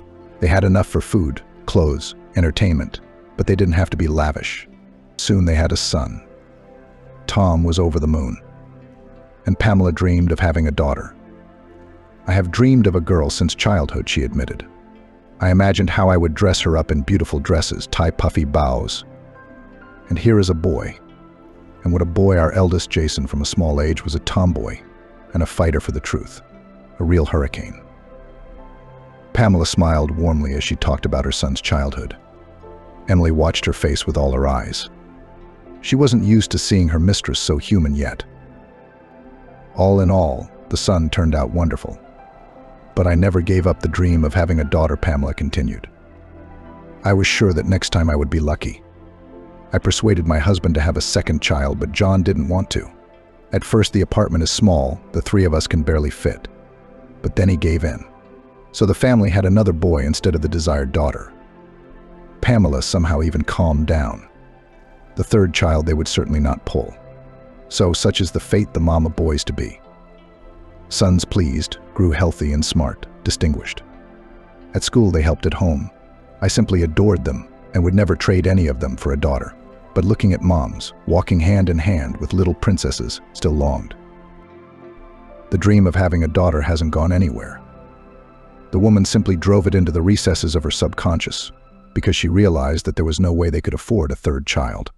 And then came the hard times, those very hungry 90s. The factory went bankrupt. John was left without a job. In the design office where I worked, the wages began to be delayed. Then, of course, they gave me several months' paychecks at once. But not in money, but in coupons to stores, where the prices were so high that you couldn't even get near them. It was hard, Pamela recalled. John, a longtime engineer, worked part-time as a loader or janitor. Interrupted small casual earnings because there was no other way out. I knitted to order. Even the boys worked, looking for and handing in bottles, washing cars. And still there was a catastrophic lack of money. But that's how everyone lived then. It was all perceived as commonplace, wasn't it? What's a daughter? I'd rather put my sons on their feet. And then John took a risk. Together with two former colleagues, organized a construction and installation company. All the founders had experience and connections after all. They had worked at the factory for so many years. At first, things went shakily. The enterprise did not bring money. On the contrary, the last crumbs were pulled out of the family budget. I did not believe in success, admitted Pamela. I scolded John, called him a fool, suggested that he go yard sweeping, instead of spending time on something incomprehensible. He didn't say a word, didn't argue. I can imagine how upset I made him. But my husband is not the kind of man to give up. Soon the business of the novice businessman went uphill. And within a year, the family, from almost beggarly to more than wealthy. We bought a new apartment, a 3-bedroom in a good neighborhood. We got a car. I did not deny myself anything, bought beautiful dresses and shoes, jewelry, said Pamela. All this caused the envy of others, and she simply changed the circle of communication. Even then, everyone who did not have such wealth began to seem to me completely insignificant. And yet I was like that myself not so long ago. Strange, but this fact somehow completely erased from my mind. More on that later. The small firm became a large corporation. John has foreign partners. And that's a whole other level. The family moved to a prestigious cottage community. They got servants in this very house with a pool. Now I didn't have to cook or clean. Hired people did all that. A woman could take care of her children and herself. Wealth spoiled me, Pamela admitted. I couldn't cope with the sudden wealth that came over my head. Engaged, simply put, looked at people who do not have such capital as garbage. Dressed flashily, wearing jewelry, even going on a picnic in the garden. Just like in this picture. It's funny even. I didn't think about children anymore. My condition now allowed it, but age. At that time, women over 35 were already considered beyond reproductive age. And yet, when I realized one day that I was pregnant, I didn't even think about termination. I felt it was a long-awaited daughter. Pamela smiled, looking at Emily. And so it turned out to be. Hannah was born, Mommy and Daddy's joy, the long-awaited princess girl. The boys were all grown up now, and here was a sweet baby again, and a daughter at last, Pamela recalled. She was enjoying motherhood in a new way. Now she had money, for Hannah hired a nanny who took the lion's share of care for the baby. Pamela got only the most pleasant things: walks, outfits, visits to theaters and cafes. Just as she had once dreamed. Even better, because even in her wildest dreams she could not have imagined that she would be able to dress her daughter in such outfits. Hannah grew up in love and total acceptance. She was adored by her parents, her older brothers, and everyone around her. Such an open and pleasant child she was. But favorable appearance not the only thing that nature gifted Hannah. The girl also turned out to be very talented. Since childhood, she drew so that people looked and could not believe that these paintings are the result of the labor of a small child. Hannah first attended an art school, then a prestigious design center. Her parents were not stingy. Expensive paints, pencils, additional lessons with the best specialists in the city, anything to make their only daughter's talent flourish and develop. It was at this design center that she met your father. She was just 17 at the time. She was finishing high school. We were planning to send her to study in England, preparing her for it. A dizzying career awaited our girl there. I was sure of it. One day I was late and didn't pick up Hannah from the design center on time. Pamela continued. The girl had to wait for me outside the gate for a while. She could have stayed on the grounds of the center. There are comfortable benches, a cozy fountain. Apparently the girl was just curious to see another life, which she had only heard about. She wanted to see what it was like behind the gates. At the same time, a good-looking guy and his friends were passing by. Seeing a pretty girl, obviously waiting for someone, he stopped and fell behind his own. A conversation ensued between the young people, in the course of which sympathy arose. For Hannah, it was all new, unusual. Like an adventure. Pamela shook her head. We didn't know anything and they started dating. Then it turned out that Hannah was purposely making up extra classes at the design center. I'd take her to it with peace of mind, and she'd run out of the gate and go for a walk with him. In the fall, the boy was taken away to the army. Dating stopped by itself, but by New Year's Eve it became clear that Hannah is expecting a child. I noticed the belly. I had seen it before, but I did not even think about it. How? The girl gained a little weight, it's nothing. And closer to the new year, there is no doubt. I talked to Hannah. She confessed everything. I yelled at my daughter for the first time then. My sons and my husband tried to calm me down, but I kept going on and on. I dreamed so much about my daughter. I had so many plans and hopes for her. A talented girl, an excellent student, ahead of her studies in London. And to ruin her future like that, to embarrass herself and her parents. I couldn't take it. We tried to find this guy's parents so we could give the baby to them. But either Hannah was hiding it from us, or she really didn't know anything about him, except his name. She said it didn't matter to her. They were enjoying their youth, the great weather, each other, and didn't ask each other for passport details. Gradually, a plan matured in my mind. No one was to know that Hannah was expecting a child. Now the girl was not let out of the house, not shown to anyone. I also made a deal with the people at the medical center. For a lot of money, they were to deliver the baby when it was due and then hand the baby over to the orphanage. I planned it well and even calmed down a bit. Pamela continued. But things went wrong. Hannah's labor started early, unexpectedly. The girl was patient to the last in her room, not wanting to draw attention to herself. And when she called for help, I'd been a mom 3 times, so I knew perfectly well that the doctors wouldn't get to us in time. Because Hannah was about to give birth, Pamela shook her head. I had to do everything myself with the help of the maid. She was a good, faithful girl, of course. But it was I, Emily, who first held you in my arms. Oh my God. So you think I'm Hannah's daughter? The girl said. I'm sure you do. Pamela nodded. There are many things about you that remind me of her, and your story confirms it. It's going to be hard for me to go on. Try to understand me. I was a terrible person back then, tough, controlling. I didn't realize that money, which by the way I didn't even earn, is no reason to despise others. and energy should be directed to good deeds. I would never do that now. With a tiny baby in her arms, Pamela was confused, and then Hannah started to feel sick. The girl lost consciousness. The woman was afraid for her daughter's life. As long as her girl was all right, the rest does not matter. So the newfound grandmother wrapped the baby in a blanket, handed the girl to the maid, and told her to do what she wanted with her, threw her in an orphanage. Threw her in the woods, as long as not a single thread did not lead to their family. Unfortunately, Fred wasn't home. He would have stopped me. I was scared out of my wits, the maid promised. For a good reward, she carried the infant away and said she'd dropped it off on the orphanage's doorstep. It turned out that no one had been dropped off there that day. She was lying, as I later found out when I realized what I had done and threw everything I had into the search. The night her granddaughter was born, Pamela was only relieved when the infant was carried away. Hannah came to her senses, and the first thing she asked about was her daughter. When she realized she was gone, she threw a tantrum, sobbing, smashing dishes, breaking furniture, venting her emotions. Pamela was then frightened. It seemed to her that her daughter had gone mad, unable to bear the shock. Strong medication prescribed by a doctor saved the situation. Hannah pulled herself together, but became detached, indifferent.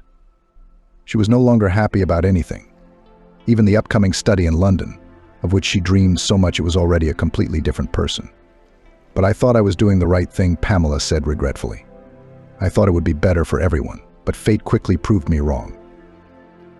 The next summer, as planned, the whole family saw Hannah off to the airport. The girl was waiting for training with the best specialists and a brilliant career. Pamela was proud of her daughter and herself. After all, she managed to successfully cope with the problem. Thanks to her mother, Hannah started her life with a clean slate. The plane crashed, Pamela said quietly, her face darkening, as if she were reliving the nightmare. No one survived.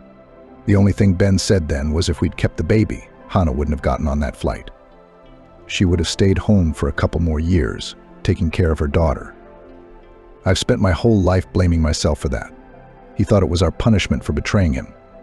For years, Pamela couldn't find a place for herself. Nothing interested her. Nothing touched her. It was as if the meaning of life had disappeared, and only the marriage of her sons and the birth of grandchildren made her come to her senses. The kids shook me up, brought me to my senses, she said.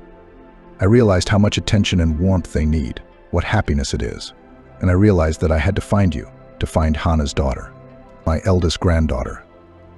It's the only way I can at least partially redeem myself, and I wanted to see you, to see what you've become, to help you make it in life, after all, just to be there for you. Pamela began her search with the orphanage where a maid, Mariah, had allegedly dropped off a newborn baby. But she quickly found out that the baby had never been there. Mariah was never able to find out the truth. She passed away shortly after the whole story. Pamela didn't give up. She hired the best detectives, searched for information herself. But as the years went by, there were no leads. The woman didn't even want to think that Mariah had done something terrible. Just left the child somewhere in the cold in the woods, so that no one would find it, as she herself had advised her. True, the maid didn't seem like such a cruel person. But who knows? Now I see how it was said, Pamela thoughtfully. Of course you do. Mariah took you to Jennifer. Why didn't I realize that? Jennifer was a single, childless woman who worked in Pamela's house. One day, she ruined her new linens. It was expensive. It was covered in ugly stains because the washing machine malfunctioned. But Pamela didn't want to hear about it at the time. She was still enjoying the sudden wealth that had suddenly fallen on her head, feeling all-powerful. And so she fired Jennifer without remorse. Yes, she was living somewhere in the city, renting an apartment. Pamela nodded. I know she had some health problems that made it impossible for her to have children, even though she wanted them. She knew that very well. So she gave you to her. It was the right thing to do. Logical. She was a good mother to me. Emily's eyes filled with tears. A really good one. And I miss her. I'm grateful to Jennifer for you. I wish I could thank her in person. I also wish Ben had lived to see this moment. It's only 3 years away. How happy would he be now? Grandmother and granddaughter looked at each other in silence. Emily couldn't understand her feelings, a cloud of thoughts swarming in her head. And then Pamela covered Emily's hand with her palm, and the gesture made everything easy to understand. A pleasant warmth spread through Emily's body, and in the soul suddenly began to fill a void that the girl had never known existed before. "Everything will be all right now," Pamela smiled. "I am so sorry to you, but we'll make up for it. You're not alone now." Yes, Emily nodded. And the tears she had been holding back finally broke through. For the first time in years, she felt needed, loved, and most importantly, loved.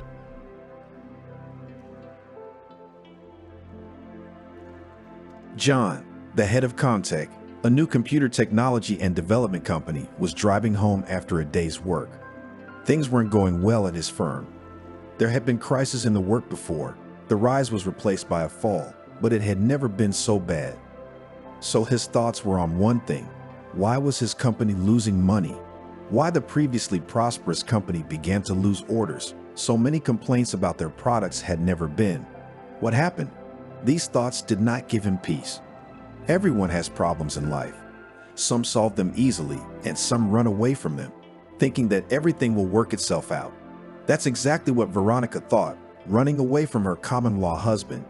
Having hastily packed a suitcase of her and her children's things, she went, as they call it, wherever she looked. "Mommy," a cool light shouted little Tom. "Come on, Green." He pulled her by the hand. Veronica reached the middle of the road and felt that she was falling. Her legs shook, her eyes darkened, but she did not let go of the child's hand. So as she fell, she pulled him with her. John's gaze lingered on her as she began to cross the road. She was tall, too thin for her height, and he didn't like that kind of woman. She was pulling the huge suitcase like a truck and wouldn't let go of the child's small hand. He could barely keep up with the woman's wide strides. While John watched her, the woman had collapsed onto the pavement and was now lying in the middle of the road with the baby crying and screaming for mommy. John was confused for a moment, then jumped out onto the road and picked up the woman and carried her into the passenger compartment of the car. Picked up the suitcase, the baby, and took her to his house. In such situations, one had to think fast, so he called a doctor friend and asked him to come to him urgently. "What's your name, baby?" "Tom." "I'm Uncle John." "You know your mom's name?" "Yeah, Veronica." "Veronica?" "Yes." "You can't spell?" "Yes, I can, but my mom says I'll learn." "Sure you will." I couldn't say R either, and then I learned. "Uncle John, what about my mom?" "I don't know, kid. The doctor's gonna take a look at her and tell us." Jack, an internist of the highest caliber, arrived almost at the same time as the owner of the house. John carried Veronica into the house and put her on the couch. After washing his hands, the doctor began to examine the woman and lifting her dress. He saw huge bruises on the inner thighs. There were bruises on her neck and arms, and it was clear that the woman had been abused. "John, I think she's been raped. I'll need to see her at the clinic and get her tested." "What's taking her so long to wake up?" She's just having trouble opening her eyes." "Veronica, can you walk?" I was having a hard time with her words. "You didn't answer my question." She tried to get up from the couch, but as soon as her feet hit the hard floor and her body straightened, her head started to spin again, and the doctor put her back down. Dr. Jack managed to get Veronica into his car. She resisted. She wanted to take the baby with her, but John was able to convince her that Tom would be fine. Her eyes were filled with fear. She knew it was wrong, but her strength was failing her. Back at the house, John's attention was drawn to Veronica's bag. Opening it, he saw a passport. Veronica, 27 years old. She was 35 now, but she didn't look so good. Little Tom was quiet and sat on the couch where his mom had just been lying. "Come on, baby. Let's get something to eat. What do you like?" "I like everything. Mommy's a good cook." "How old are you?" He saw the year of birth in the passport, but there must be something to talk about. "I'm this old," and he showed me all the fingers on his right hand. "That's right, you'll be 5 soon, man," John said with a smile. "Do you like mashed potatoes?" "Yes, that's good. I have an aunt who knows how to cook very well. Look what cutlets and mashed potatoes." The child looked into the deep frying pan and said it smells good. The boy ate very carefully and even knew how to use a knife, which surprised the man. "Who taught you how to use a knife?" "My dad. His name is Jacob." "I see. So you're Tom?" No, I'm Tom. John had never dealt with such small children. He had never had any of his own, though he had always dreamed of a large and close-knit family. But it didn't work out. Ignoring the advice of his parents about the chosen girl for the role of spouse, he got married at the age of 22. Had to rent an apartment, a lot of work and moonlighting, but even this money his Veronica was not enough. Endlessly pouting lips, bad moods, and telling him off like a boy. It became so familiar and habitual that John stopped paying attention to it. If you're married, you're obliged to provide for your wife. I'm not saying no, but why shouldn't a wife help her husband? Go to work and supplement the family budget. Yes, Veronica wondered, that's not why I got married. And what for, I'm curious to know. To live at my own pleasure, not to work for pennies from morning till night. That was the last straw. I'll give you that opportunity. He packed up his things and left the keys to his rented apartment and left for good. She followed him for another 6 months and asked him to come back, but it took him 2 years to realize that his parents were right. He saw her again when he opened his company and became not rich, but the money appeared. Nick's nose was right. John, let's try it again. Let's start over. Try, but not with me. Veronica was in the clinic for a week. Jack gave her a cell phone so she could see her Tom every night. He played in a room with lots of toys, was cheerful, and most importantly, healthy. Thank you so much, John. I'll never pay you back. Oh, come on. I'm glad I could help. And you got a great kid. He's trying to save the hours, so maybe by the time you leave the clinic, he'll be a surprise. She was crying and couldn't say a word. They put the baby in daycare. John would drop him off in the morning, and Lana, a good, kind woman who lived next door to her daughter's family, would pick him up. Although Veronica saw her son every day, all sorts of thoughts came into her head. She had to restrain herself from these thoughts. She needed strength to recover, so she had to think about good things. John's appearance in her life had shifted her idea of people in her brain, because living in her husband's house, she had lost her faith in kindness. The clock was already midnight. It was the last night in the clinic. She could not sleep. There were so many emotions inside. It was necessary to solve many problems. With housing, with work, with kindergarten, there are many questions. There are no answers to any of them, but she will try to do everything for the sake of her son. All the same, sleep took her in its tender embrace, and only in the morning, a young nurse woke her up to give her the last injection. Meeting Veronica from the hospital was John and his son. It seemed to her that Tom had grown and gotten better. Mom, I missed you. I missed you too, son. Mommy, Uncle John taught me how to say fish, cancer, frame, radio. John smiled. He liked that boy. Thanks, John, for everything. Glad I could help. John, please take us to the hotel and I'll start looking for an apartment tomorrow. I'll pick up your stuff later, okay? How about this? You'll look for an apartment in my house. I don't want to drag the kid around to hotels. Then he has to go to kindergarten tomorrow. His teachers praise him. He's already found a girlfriend there. Son, don't make any decisions without your mom. Uncle John says a man should be independent and reliable. Oh, you guys are getting serious. I'll talk to you later. Yeah, let's go home. The table was set. Tom was getting the hang of it. He knew his way around. He felt at home. Lunch turned into dinner and my son fell asleep in Veronica's arms. She put him to bed and returned to the table. Is everything all right? John asked, looking into the woman's eyes. Everything is just fine, Veronica replied, running her palm through his hair, then over his face, bringing a smile to John's face. He's learned to play gadgets and he can spell the letter R now. He really wanted to be home in time for you to come home from the clinic. This is really a surprise to me. Thank you. How did you get him into daycare? I know it's not easy. Lana's daughter, who picked him up from daycare, is the supervisor. It's simple. There was silence for a moment. Veronica spoke first. You probably want to know what happened to me. She looked at John, of course. You must know who you let into the house. But I don't think we can do it in one evening. You'll have to stay at my place with my son. Well, if you're not too bored with us. Not at all. I was born and raised in the country. You may have noticed that I'm tall. That's great. Probably only in the village they called me Kolomenskaya Versta, or fireman's messenger, whoever liked it. I didn't pay much attention, but I was a little offended. Boys were shy to approach me, because they were all shorter than me. My parents were simple people. My dad worked on a tractor. My mom was a milkmaid.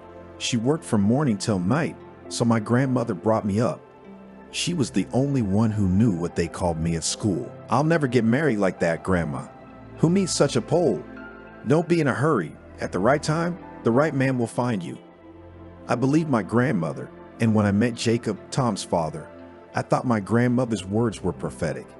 He did find me. After high school, I went to the county seat and went to college to become a model designer. I've always been an excellent draftsman. Skinny, long, but as I grew up, I gained meat, rounded out, and in college, they started calling me a model.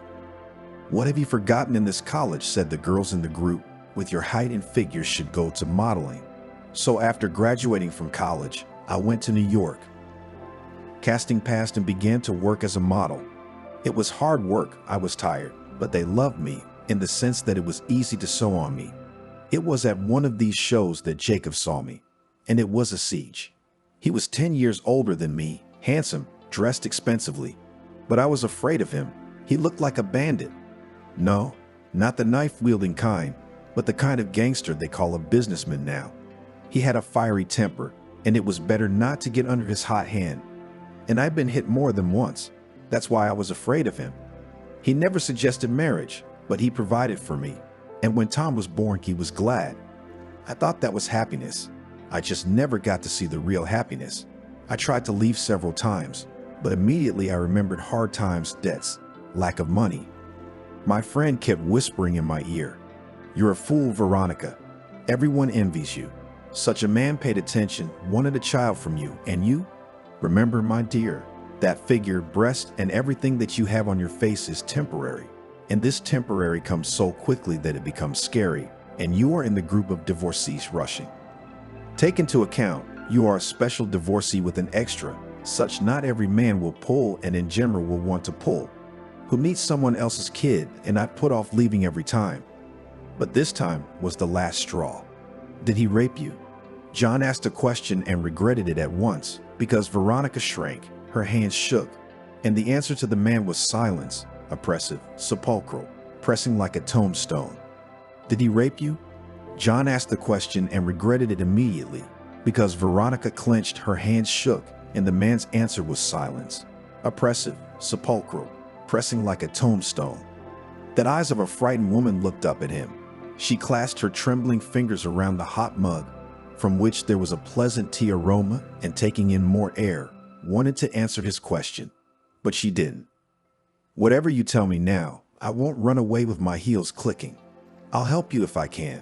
You're safe here. This is my home, and only the person I want here can enter it. I apologize for the situation on the road," and she's blushing. Come on, no one is immune to asshole violence. Only the last asshole would raise his hand to a woman. I always thought that, besides hands sure of strength, a man should have a heart. That a man should take the initiative. We've completely forgotten the age of romance. Now it is not fashionable to invite on a date, to the movies on the last row, treat ice cream. You go straight to, she looked at John, and he did not avert his gaze. Many of her statements he agreed with. He watched her nervously walk around the table, sipping sips of her long, cool tea. She was indeed a tall girl. If he was 6 feet tall, she was about 10 centimeters shorter. Very thin, but it didn't affect her face. She had the right shape. Her eyebrows may be a little thicker than today's fashionistas wear, but those freckles could drive any man crazy. Blue eyes. Her nose was a little upturned, like Tom's, and her lips were her own, without silicone. Her hair was in a ponytail now, but when he carried her into the house, after she'd fallen, it had spread out on the pillow. It was long and heavy, but she was a dyed blonde. Not a beauty, but very pleasant and far from shallow. When he woke up from his thoughts, she was silent. It was obvious she was gathering her thoughts. Jacob went to the season opening at the fashion house. There were a lot of people, all dressed up in beautiful outfits, the men in strict suits with bow ties. Champagne was flowing, music was playing loudly, laughter was heard from everywhere. For some reason, I was not worried. Probably I did not understand the degree of responsibility that the fashion designers and the management of the fashion house had put on us. The show was excellent, which I did not doubt. We were all given a bonus, and I remember I used it to buy warm boots. At the second show, I noticed a man sitting on the front row. He caught my eye because he was wearing dark glasses. His hair to hair and lightly unshaven. I noted to myself that he was an interesting man, but when this interesting man met me at the exit and offered to get into his car, which looked more like a tank, I refused, or rather, I was afraid. He did not ask me, but ordered me straight away. Get in the car, I won't hurt you. The phrase sounded ambiguous with a hint, say, and the money will be only after. I guess he preferred this format of relations. He forgot about romance or didn't know. There was no place for it in his life. Usually there were no misfires, so this time he hoped to make an effect. But the beauty did not fall for the usual tricks of the young man. I'm not interested in your proposal. I did not get into the car with strange men, and do not poke me. We did not drink on a broad rift. The stranger's eyebrows went up. The refusal clearly hurt the man, but he was not going to give up. He's not a boy to pout his lips and take offense. Did not agree this time, will agree in another. But the girl was firmly planted in his head. And Veronica, taking advantage of his confusion, quickly disappeared in the car girlfriend, who took her home. From that day on, the siege of the fortress began. As Veronica saw Jacob again at a fashion show, he went to the fashion house with persistent constancy. Endless thoughts about the girl turned the grown man into a horny teenager. And one day, when she came out after work, he stood with a large bouquet and introduced himself as Jacob. Veronica said then, embarrassed, "I know," said the man. "I know all about you. Can I take you to a restaurant for dinner?" I was really hungry, so I went with him. He brought me home very late and invited me to the restaurant again the next day. No, Jacob, no offense. I'm a bit of a fan of these places. If you want to see me, let's just walk around. He agreed, and we walked around New York City all evening so I could finally admire her beauty. That's how we began to see him often, and in 6 months he invited me to his house. Of course, I understood why he called me there and how it could end, but I thought that he was my happiness. He found me, as my grandmother said. After living in his house for a month, I began to feel a terrible pressure from his side. "Veronica, you won't be working at the fashion house anymore. I don't want ugly men looking at my woman. Stay at home, take care of yourself. Swimming pool, fitness, beauty salon, wherever else you go. Add more from idleness." He flashed such a look that inside everything turned cold. "I don't want to sit at home and be a burden on your neck. I like my job, and that's not the deal. You're not my husband, and I'm not your wife."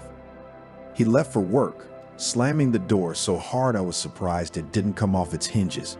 It took me 15 minutes to pack my things, and I left again to my apartment, which fortunately did not have time to refuse. In the evening, I had work to do, and Jacob sat frowning in his seat with the bouquet. I didn't look at him and went home through the back exit. He rang the doorbell of my rental apartment for a long time, which I never opened.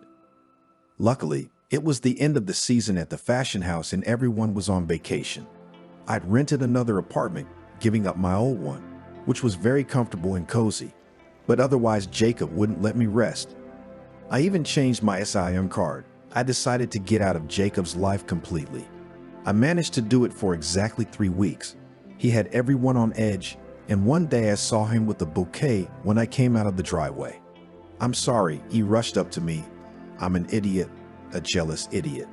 You're so beautiful and everyone's staring at you. I'm going crazy."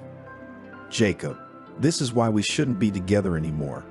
I'm not quitting my job, and I'm not going to fight with you about it. Let's just be friends." "No, I don't want to be friends. I want you to move back into my house." "Do you hear yourself? I am. I demand, I'm going crazy. But where are my desires? They don't exist and can't exist if you're around, Mr. Jacob." I got away this time, but he wouldn't give up. There was no point in changing apartments. He'd find one anyway, so I decided to leave the house less. I saw his car parked in the driveway every morning. "Diane, what do I do? Jacob won't let me leave. Come to my house. He's parked in the driveway every day, and I can't get out. It's not like he stays out there all night. When he leaves, call a cab and come to my place." So I did, and for another week I was fine. But as soon as I got to work, he took his seat in the front row. "Oh, Veronica, there's your handsome boy again.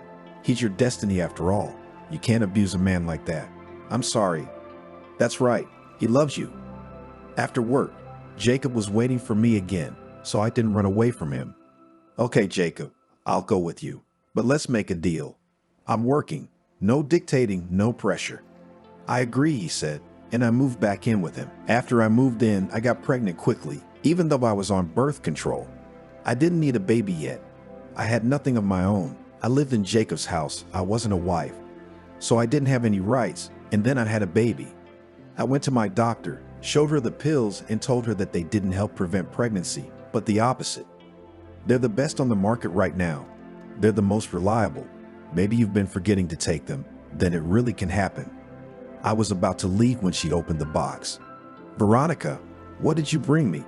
"These aren't the pills I prescribed for you." "What do you mean, the wrong ones?" I was surprised. "They're the ones I bought at the pharmacy." "Yes, the box is the same and they look very similar, but you can't fool me. Who had access to those pills?" "Where did you keep them?" "In my bedroom, in my bedside table."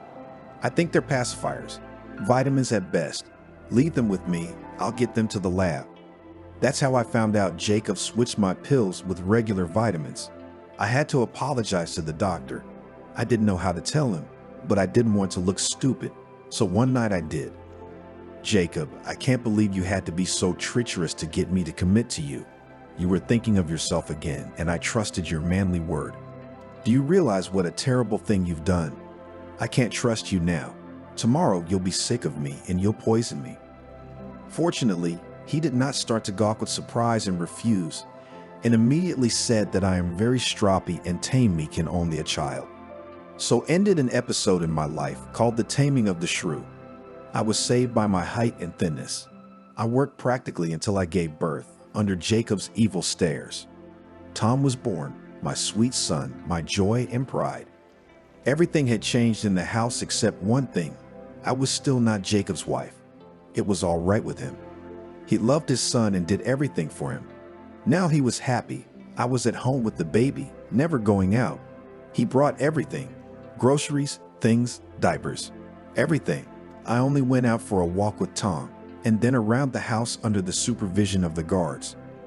Then I realized what a golden cage was and how I wanted to escape from it. But the child held me back. When Tom turned 3, I started talking about work. "Jacob, I want to get a job." "Where you want to put the baby?" "We'll get a nanny. We won't be the first. We won't be the last." "No," he said shortly.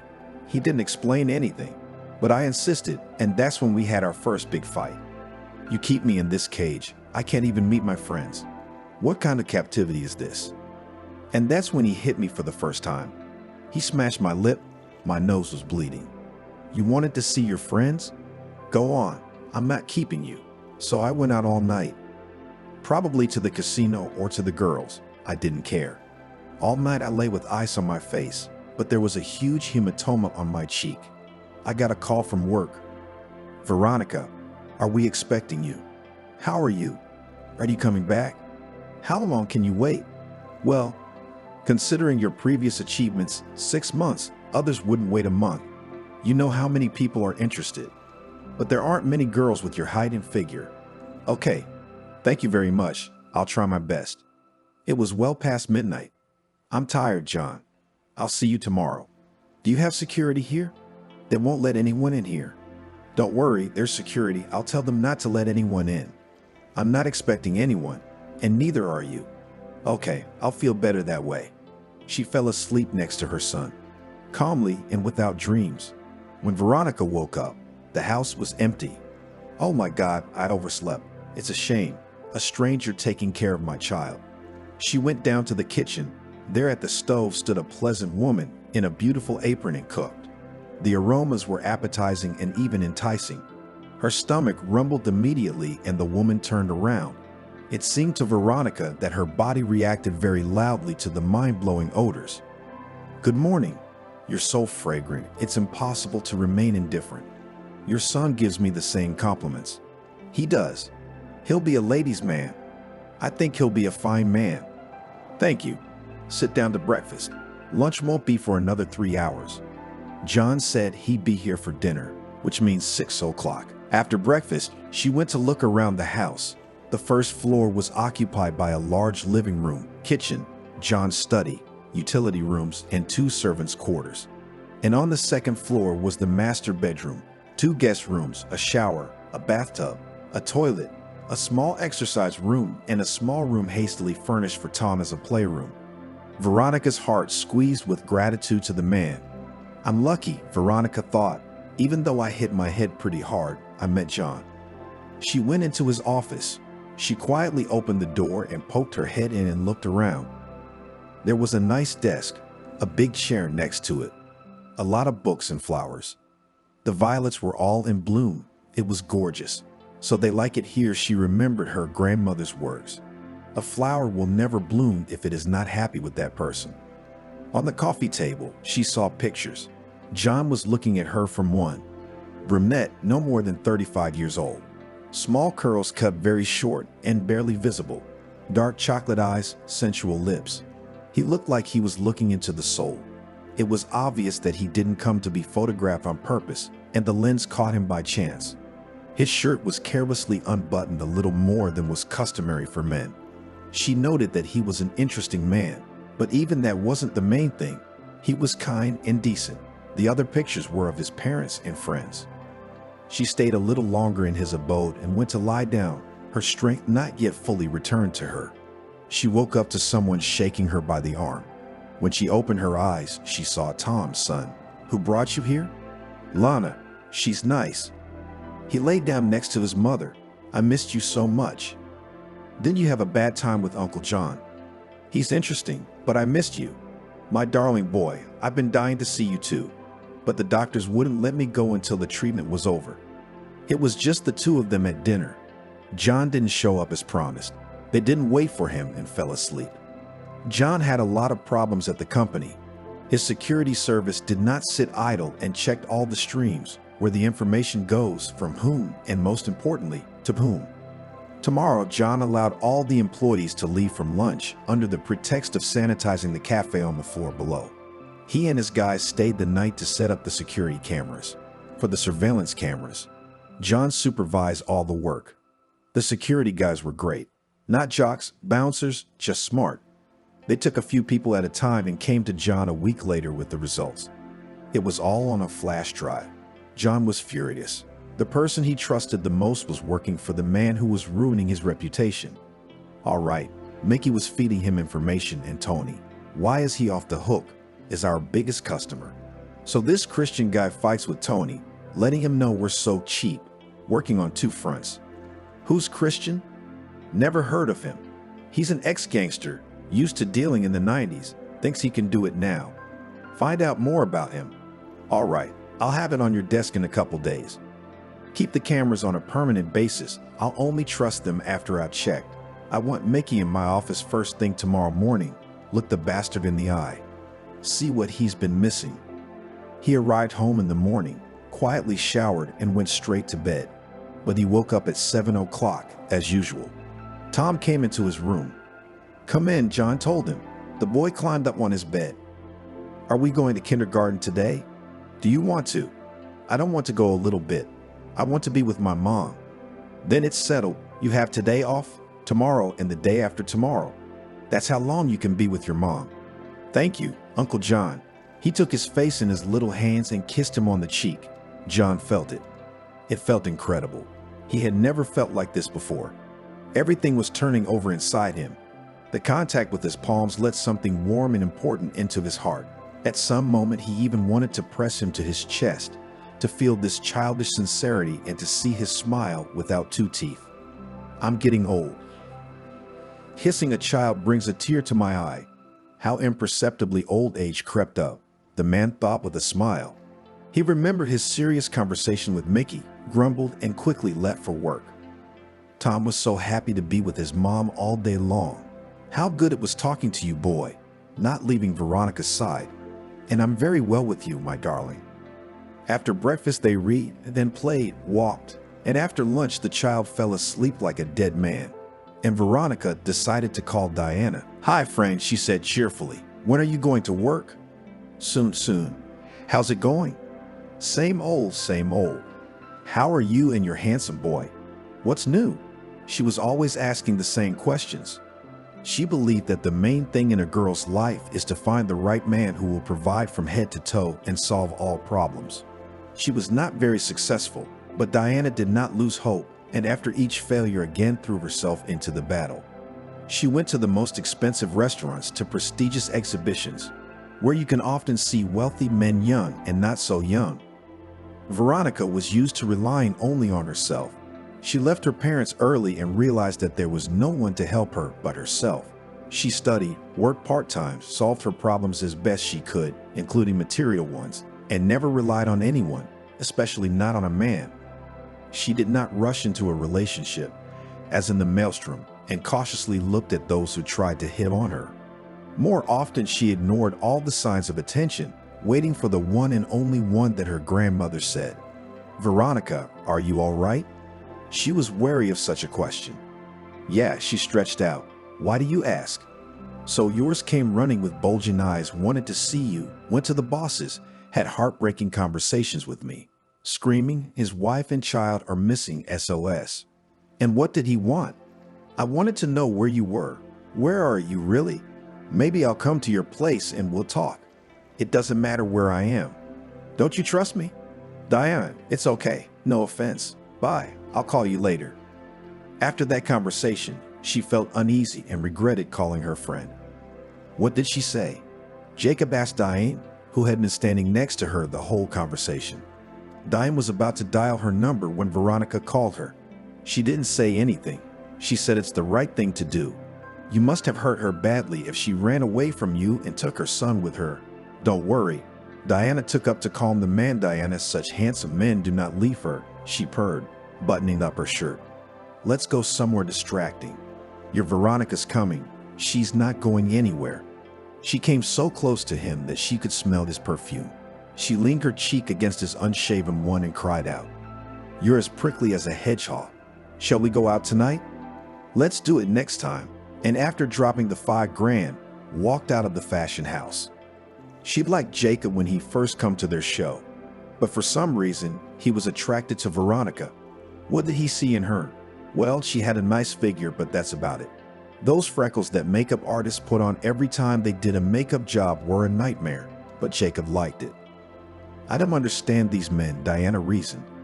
"I'm probably doing terrible things to my friend," she thought, "but it's not my fault, it's Jacob. He's provoking me, stroking my arm, and for nothing. I can't help myself and do something shameless. And what to do? I'm a living woman. I justify myself." Asterisk, asterisk, asterisk, asterisk, asterisk. John's workday got off to a rough start. First of all, he only got 2 hours of sleep. And secondly, Mickey was waiting for him outside his office. Looking at him, John thought he hadn't slept at all, which was almost true. He'd come to work straight from the casino. I guess he hadn't completely lost his conscience, because it was embarrassing to look John in the eye. He took him to work for him, taught him a lot of things, and considered him his friend. But Mickey was on the money. He was not only a good programmer, but also a talented mathematician. He developed an algorithm on how to win at casinos. It did not work at once. About a year he developed, tested in theory, and several times in practice. And all this time his program did not fail. He bought himself a nice car, a small apartment, though not in the center, but his own. After the first winnings, he visited the casino 2-3 times a month to check the new changed algorithms, and again Mickey was a winner. He was noticed and the casino workers became simply afraid of him, but he didn't abuse his luck. Once noticed, the very angry looks, did not give the appearance, but did not go to the casino for 3 months. He began to live large, changed the apartment, a more prestigious in the center. He started vacationing abroad. This could not afford even the owner of the company, Comtech John, but Mickey could.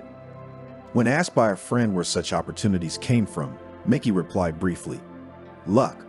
One day, leaving the casino, he was stopped by a man. He was dressed expensively. Mickey now immediately recognized branded clothing. "Listen, kid, tell me the secret to your success." To tell you the truth, Mickey was scared. It's called luck. Don't take me for a fool. I know a little bit about computers too, and I used to be good at math. Tell me. There's nothing to tell, said Mickey, getting in the car, but the man was persistent. Look, I'm not for free. Whatever dough you want, I'll pay you. I don't need your money when I work for a great firm and casino luck is on my side. He thought he told his new acquaintance enough to get him off his back, but he was wrong. The new acquaintance wasn't backing down. One day, getting into the car after another good win, a lanyard was thrown around Mickey's neck from behind. He wheezed, kept the Veronica around his neck, making it a little easier to breathe. And only when his arms were hanging like whips was the grip loosened by patting him his cheeks. Shall we talk? An unfamiliar voice asked. Mickey could only nod. Taking a bottle of water and sipping almost half of it, he turned around. In front of him sat what appeared to him to be an unfamiliar man who had told him to keep the car lights off. Ready, awake? Ready, he wheezed. It would have been a long time ago, and opening the door, Jacob shouted, Go, he's ready. A familiar man sat down next to him and introduced himself, Jacob. Mickey said and grinned wryly, realizing that the man sitting across from him had known all about him for a long time. Jacob asked in a winning voice, Look, I don't have anything to tell you. I have sketches, numbers, calculations, and they won't tell you anything, much less help you, and I can't explain anything. Do you play blackjack or poker? Jacob asked interestedly. I play everything. I'm interested in where and how accurately my algorithms work. You're not bluffing. Mickey didn't dignify him with an answer. He felt superior to the man who was listening with his mouth open. I can tell you what bets to place, but I won't be playing that day. But let's agree that I'm not going to stand behind you for the rest of my life. Okay, a month. No, that won't work. I'm not at the casino every day. Let's do it 3 times. No, that's not enough. 5 times. Okay, 5 times and don't come near me again, especially not with the lanyard. It's a deal. The evening at the casino began with Jacob undecided. He stood between the roulette table and the poker table. He chose roulette. The bets were placed and the game began. Jacob's game started right away. Tonight was clearly his night. Mickey stood behind him and whispered in his ear. The roulette partner smiled wickedly, the smartest ones leaving the table and the bravest losing their last money. Come on, Jacob. Let's go. We have to stop in time. The man nodded, collecting the chips he'd won, and stood up from the table. He left the casino and quickly got into his car. Mickey was glad that his new algorithms hadn't failed him. The very next day, Jacob called Mickey, but he had other things to do. Don't you think I have other things to do than go to the casino every day? I'll call you when I have time, and he hung up quickly. Jacob was not happy. He stopped sleeping and took it out on Veronica, raising his voice at her and blaming her for everything. It wasn't until the following week that Mickey was able to go to the casino. But this time his system had malfunctioned and Jacob had lost in a landslide. He shook Mickey like a punching bag. You can kill me, the man shouted, but I warned you there's no algorithm in the world that never fails. You're gonna pay me back, okay? I'm not going to reimburse you, it happens. It didn't work for me every time. Indeed, the next time everything went well again. The winnings were so huge that the administration asked to pay the reward in installments, as they had a maximum amount that could be withdrawn. Mickey's intuition urged her to stay away from Jacob, but the desire to get a lot of money drowned out her voice. It wasn't until 2 weeks later that they were able to go to the casino again. Jacob was tearing up. Mickey had a work emergency, so he had to stay late to get his assignments in on time. The 3rd and 4th camping trips were a failure, not at all. And Jacob had his fist in the air. Mickey had to take a week's vacation at his own expense, saying he had to go to his parents' house. Jacob was threatening him, and he'd already written him a letter telling him how much he owed him. But Mickey didn't have that kind of money. The last trip had been so modest that it hadn't even lifted Jacob's spirits, but instead lowered them till I want to die. You got the money? No. I don't have that kind of money, and I won't for the next 5 years. Sell the car. Why on earth would you play? I warned you the system was flawed, so it's not my fault. Look, you're getting a little talkative. You might get in the car and not make it to the office. Get your money ready, asshole. To say Mickey was scared is an understatement. He tried to raise the money, but it was a pathetic attempt. "I've got a proposition for you," Jacob said on the phone. "I need some data on the orders your company got from Tony. You bring it to me, it'll clear the debt a little. We'll see about that. Your boss's firm is bothering me. There's too many of us on the market. Help me, I'll help you." And he decided to do it, figuring he'd do it with his shirt on. And so John's troubles began. And now Mickey was sitting outside his office and didn't know what to say for himself. It was embarrassing to talk about the shirt that was closer to his body. He suddenly remembered how much good John had done for him. As soon as Mickey walked into the office of the head of the firm, John realized that he would no longer work and trust this man. John wondered how he could be his friend. Those running eyes, the crunching of his knuckles, the pale face, and completely insincere look. He was all fake. Right now, he didn't like this man at all. There were many questions about him, and the main one was why had he been so ungrateful? After stopping at the door, Mickey went to the desk and looked at the manager and said, "John, let me write a letter of resignation." "You will, because I can't trust you as I did before. Don't look at me like a beaten dog. You won't see any compassion for me. Believe me, I had no choice. There's always a choice. You just have to do it right. You did it wrong. Tell me who you gave it to." "John, I'd advise you not to mess with this Christian. He's a real asshole. You two deserve each other. Tell me." When Mickey stopped talking, John felt that his story was true, that he was sorry for what he had done, but he decided not to say anything to him yet. "So here's the deal. What you did for Tony and then sold to Christian, you fix it yourself. John, I want you to back out of this job and give me the money up front. It'll be easier." "What are you talking about? You're suggesting I give up. Where am I gonna get the money to pay you back like you're suggesting? I pay my employees' salaries and you too. You don't want to give it back. It's a lot of money." Mickey shook his head. "Well, I don't think anybody would. You're going to call Tony and tell him you've come up with a much more interesting solution to his order." "But I haven't." "I see. Here's your assignment for the week. Work hard and surprise Tony. Then you write a statement and I'll never see you again." John's week was up, and he was still there. Nothing interesting came into Mickey's brilliant head. Friday night, John called him in. "How'd it go?" Mickey replied, shrinking back. "I'll give you an update on Monday. I've still got to check the calculations." "Is it really something interesting?" "I don't know. You'll see for yourself." John went to the store, bought Tom a new constructor, packed a cake, candy, ice cream, a bottle of good cognac, and rushed home. He felt good at the mere thought that he was welcome. After that evening, when Veronica said she was tired, they never spoke again. Maybe tonight, this Friday night, they could sit longer and he would finally learn the whole truth. Tom welcomed him like his own daddy, but unfortunately, he'd never gotten to experience parental happiness. "Uncle John, hello." "Hi, you're saying R so well. Good job." Veronica stood back and smiled, looking at the relationship between her son and a strange man. He was afraid of his own father. He had been raising him to be a man since he was 2 years old. "Stop hugging and kissing him. He's not a girl," Jacob shouted. "But he's just a baby hiding the baby behind his back," his mother replied. "My orders are not negotiable," yelled the father. "Don't scare the child. We're not in the barracks," replied Veronica. "Why do you have such a long tongue? Why don't you respect your husband? Keep silent." "No." She's attacking him with her fist. Veronica grabbed Tom and left out of her husband's sight. She was afraid of him. And with a strange man, her son felt calm and quite happy. "How was work? You've been in trouble. You haven't been yourself all week." "Yeah, but it's getting a little better now." "Rat caught, cornered." "You can't corner a rat. It can bite so hard to survive. It's easier to just let it go so it doesn't make things worse." "It won't." John's phone rang and he excused himself to the study. She watched her son unwrapping a present and heard Christian's last name. "Did Christian call again?" John asked in surprise.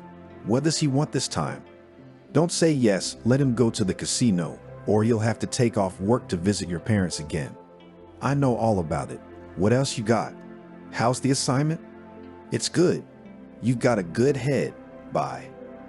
Looking into Veronica's frightened eyes, John asked what's wrong. "Who's Christian?" Sorry, you were talking loud. Yeah, he's an ex-gangster that my employee leaked information to. He's got me in a lot of trouble. Tom, let's go pack. We're leaving. Grabbing the baby by the hand, she rushed upstairs to pack.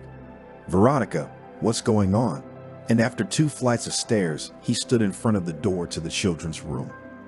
Can you tell me what it was about the Christian name that scared you so much? It was the first time he'd ever seen tears fall in hailstones. It always seemed when they showed it in movies that it was a montage, that tears couldn't flow like that, one after another. But looking at this woman, John realized they could. If I don't leave your house, you're going to have problems not only at work, but in your personal life. He took her by the shoulders. You can answer in normal language. I don't need riddles. I have enough of them at work. She took a deep breath. Christian is my husband. He's the one I ran away from, the one who raped me when he and his friends got drunk. Mostly him, of course. One of his friends had a vase through my head. Another one held me down. And my husband was a bastard who abused me in front of them because I refused to let his friend to have a drink with them. That was the last straw. I didn't want to stay home anymore. And now he's looking for me. John was really dumbfounded that the thug was Veronica's husband and that he had allowed himself to be bullied like that. Do you understand now? You let me go now? But where are you going? You haven't even found an apartment. I'll stay in a hotel for a couple of days and I'll find what I need. No, Veronica, I won't let you go now. I'm not afraid of your Christian. You should be.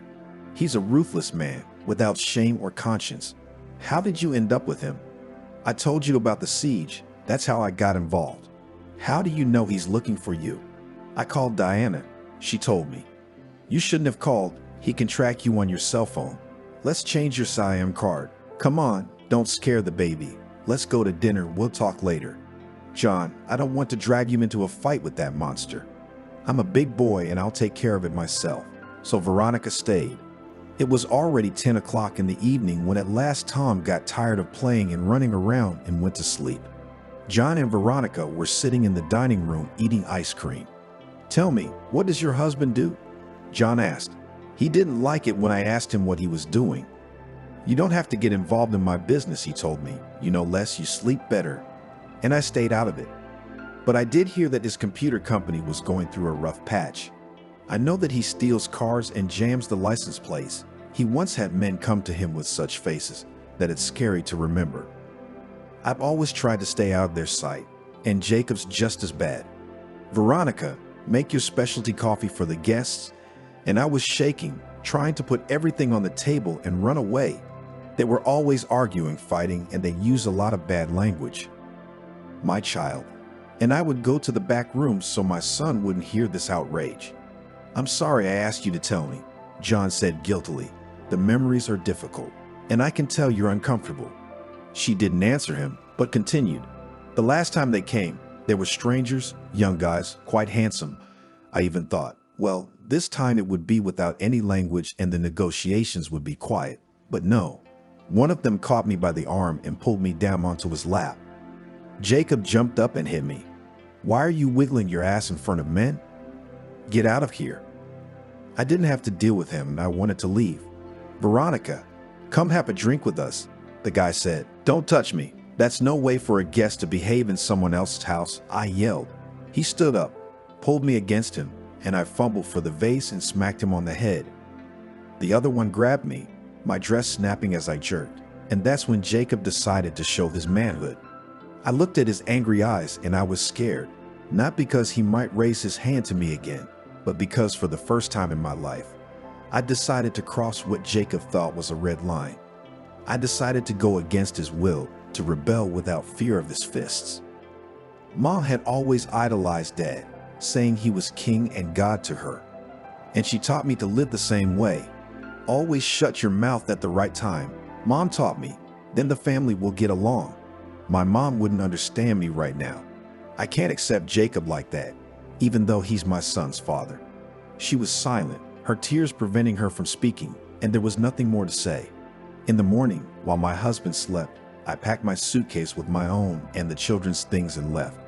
I left the house that had long been my fortress and my golden cage at the same time, without regret. Jacob was no good ever. and the overbearing nature of his parents had left a mark on the boy's life. He always wanted to prove himself strong, self-sufficient, and all-powerful, so he asserted himself as best he could. Veronica tried not to bend under him, but she was afraid for her life and the life of the child. "Are you going to divorce him?" John asked. "Of course." "Then what are you waiting for? You write a statement and I'll take you to court. You have a minor Tom, so you'll have to go through this unpleasant procedure. Jack, the doctor who took you to the hospital, remember? He took all the beatings, wrote up a report that you needed surgery after your husband's games. So that's what we're taking to the police." "Come on, John. He's gonna kill me." "No, I'll just get a divorce. Then he'll really kill you and then he'll steal Tom. Why can't I have a husband like you? Kind, sensitive, child-loving," and Veronica looked at him with adoration. "I'm far from white and fluffy and never have been. I can be rude, demanding, and even harmful. And if a person is a scoundrel like your husband or Mickey, I can always find the strength to tell them to their face. So don't idealize me. Everything I do for you and Tom is entirely of my own free will, and no one would make me do it against my will. I'm no noble knight. I'm as flawed as any man, but it's fair to say that I'd never allow myself to raise a hand against a woman or hurt a child. And you're a good mother. You have a maternal warmth that attracts Tom to you, and that's wonderful. You have a night to think. Either you change your life and we go to the court and the police, or you look for an apartment and shake from every knock, waiting for the husband of a bandit." The next day was Saturday. John was not in a hurry, so breakfast was delayed. The first question he asked his guest was, of course, about her decision. "What have you decided about your life?" "John, I was up all night. I've been thinking that if I wasn't so, how shall I put it? Don't tell me, I'll figure it out," he added with a smile. "Oh, you're making it easy for me. If I wasn't like this, I could have avoided so many problems. I've made so many mistakes, and every one of them is almost fatal. Don't scare me. Fatal means there's nothing you can do about it. I think you've got it all ahead of you. Your optimism is inspiring, but I'm scared to think what's ahead of me. You're gonna have a happy life without a tyrant. Do you have a good lawyer?" "No, I don't see any lawyers among my acquaintances." "Well, that's easily remedied. Jack's doctor has a brother who's a very good lawyer, so we'll go to him." "Oh my God, it was one mistake when I agreed to sign with him. I remember his every word, how he skillfully persuaded, insisted, but I held out for a year, pulled, said that a serious step, you need to think, but on the birthday of my son, he still talked me into it. He promised me a lot, as always, but I didn't need anything he tried to give me. I told him, remember, if you raise your hand against me, you're beating your son. He agreed, and really, for 6 months or more, I was the happiest woman, but then my wishes were no longer taken into account. He reminded me that he was in charge and his wishes were the law. How he wants it to be is how it should be, and everything else is dust. Jacob is king and God. It's become an unspoken law in our family. He's older, he's more experienced, so he'll decide everything. That's how my happiness ended. If I hadn't done that stupid thing, how easy things would be now. But we are not looking for easy ways. We need to get everything in the struggle, the sweeter the victory will be. Your gullibility is both bribing and infuriating at the same time. If you didn't know him, that's one thing, but he's already shown his hands in despotism and you still believe him. Yeah, I'm telling you I'm stupid. Remembering the difficult times, Veronica tried to realize what she had achieved by her 30th birthday. A despotic husband, a failed marriage, no job and no career, no home, no money, no nothing. So much for marital bliss. The only joy is a son.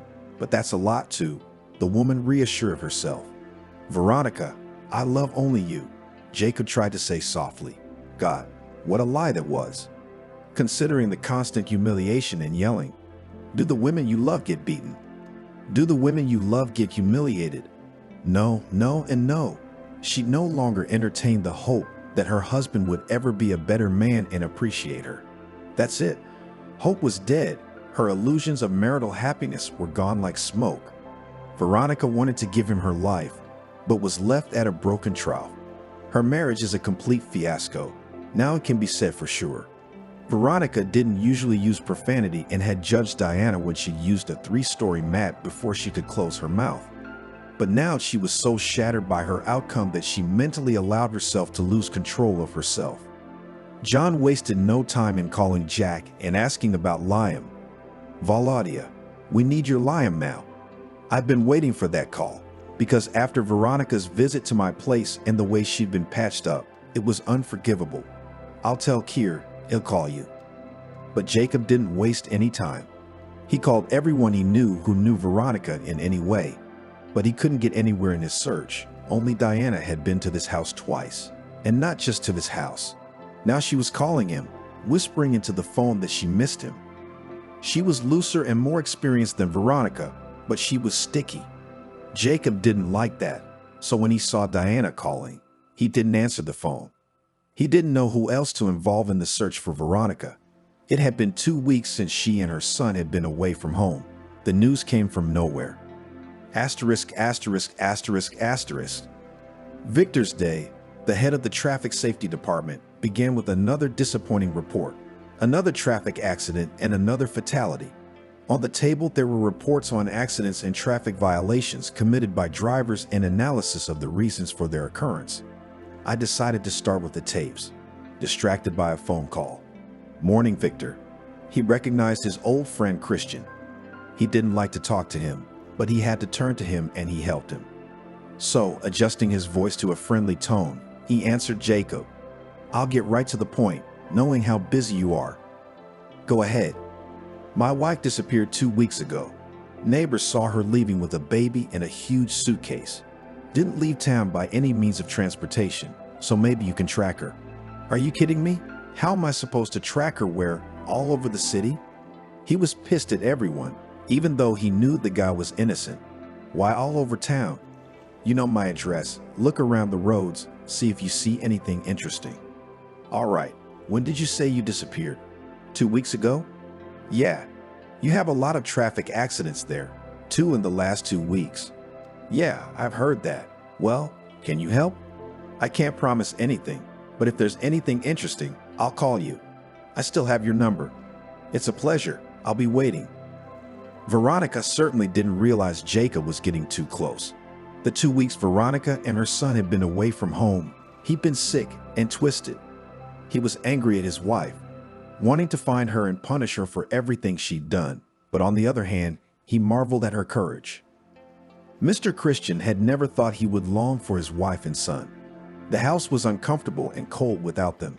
He feared that she had not just left him, but had gone to someone else. Could she have decided to do that? He was afraid to answer that question for himself. He was afraid that she would ask for a divorce, which of course he would not give her. Afraid to know the truth, where and with whom his Veronica was. But despite all the anger boiling in him, he had to admit to himself that he missed Veronica. He missed her as a woman. She hadn't broken, hadn't been afraid, and for that she was worth respecting, Jacob thought, angry at himself for thinking that. What was she missing? How dare she leave him with a child? He had no answers to those questions. Jacob had lived with this woman for almost 7 years, and no matter what troubles happened between them, he had grown accustomed to her and loved her. He'd been unfaithful on occasion, and what man doesn't? But male adultery is quite different from female adultery. God made men that way, there's nothing you can do about it. His face was twisted with anger, and he didn't know what he would do to her if she were home right now. Yes, he wasn't the perfect husband, he'd hurt her, it was true, but why leave? And then in the collapse of relationships and families are always guilty of both. I saw his family and parental relationships in front of me. His father had always beaten his mother in front of little Jacob. He remembered how she used to wail when her husband chased her around the room. "Don't. Calm down." It was awful.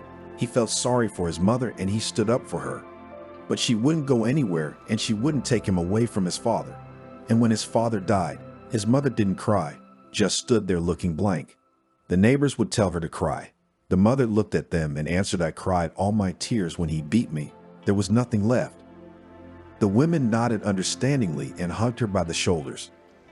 Mother did not live long, but even the little that the Lord gave her, she walked with a smile and did not look back with fear. Those must have been the best years of her life. And his wife, what was she missing? A house full of trees, a beautiful son. You can't understand these women, Jacob thought, lying on the couch. He'd been neglecting his business a little, missing calls from his partners, Veronica on his mind. On Monday night, he got a persistent call from someone who didn't want to pick up the phone, but who wanted to talk to him. Yeah, he barked. Jacob? Well, who am I? To whom do I have the honor? I'm your wife's attorney, Veronica, representing her in divorce proceedings. My name is Liam. I prepared the divorce and property division papers. You'll need to review them, consult with your attorney, and give me an answer. The terms are more than good. Your spouse isn't out to rob you. Jacob jumped up from the couch. This was a well-known and very expensive lawyer. Where did my wife get the money to pay for your services? Is that all you're interested in? Don't you have any other questions? The lawyer asked in surprise. Where is my wife? I must talk to her first. I'm not authorized to give you her whereabouts. If she finds it necessary, she'll call you herself. Have a nice day. So she filed for divorce? She's offended, Jacob thought. He dialed her number, but nothing. She changed her SASIM card. He threw the phone down angrily. Liam arrived Sunday night. John went out with Tom, and Veronica had a long talk with the lawyer. He was a man about 50 years old, gray-haired, with a very soft, ingratiating voice, which disposes to a frank conversation. In a couple of hours, she laid out to him all the reasons why she no longer wanted to see her husband. I hate him. I don't want to talk to him. I don't want to live in the same house. I despise him as a man and I want nothing to do with him. Let him sign all the papers and give me a divorce. I'd like to part with him in a good way. Maybe you should think about it. You have a child, a boy. He needs a father. And if his father disgusts me, shouldn't the child see happy parents? He'll only learn to beat women and hate his father. I won't stop them seeing each other, but I won't live with him. You're a determined woman, and you're tough on your husband. Every word you say is a sharp knife. If he heard you, he'd be hurt and offended, said Liam. Nothing. For his cheating and his abusive behavior, he deserves it. I lived with that monster for 7 years. He's broken all my wings. I'm an unhappy woman, Veronica confessed to the lawyer and cried. Only my son was a ray of light in that dark kingdom. Only by looking at him could I live in his father's house. But recent events have put an end to our family relationship. The limit of my patience is over. I want a divorce, and let him live as he wants and with whom he wants. He's always had a lot of women. He's never had enough of me. Liam looked at Veronica in her sad eyes and added, Everything will be as you want it to be. Don't worry about it. Tuesday morning, he got a call from Victor Jacob. Come over. I have an interesting movie for you. I drove, and with a whistle of tires, his tank took off. Jacob was in such a hurry that he was literally flying to meet Liam. He ran into the office, forgetting to say hello, and asked, Did you find her? You'll see for yourself. But the big suitcase and the little boy are present. That's her, said the man with the abnormally shiny eyes. You sit down and calm down. Otherwise, I won't show you anything. Take a sip of water. Jacob took a deep breath, drank some water, and really calmed down. Is that it? Are you okay? Yeah, sorry. Look, and he turned the display to him.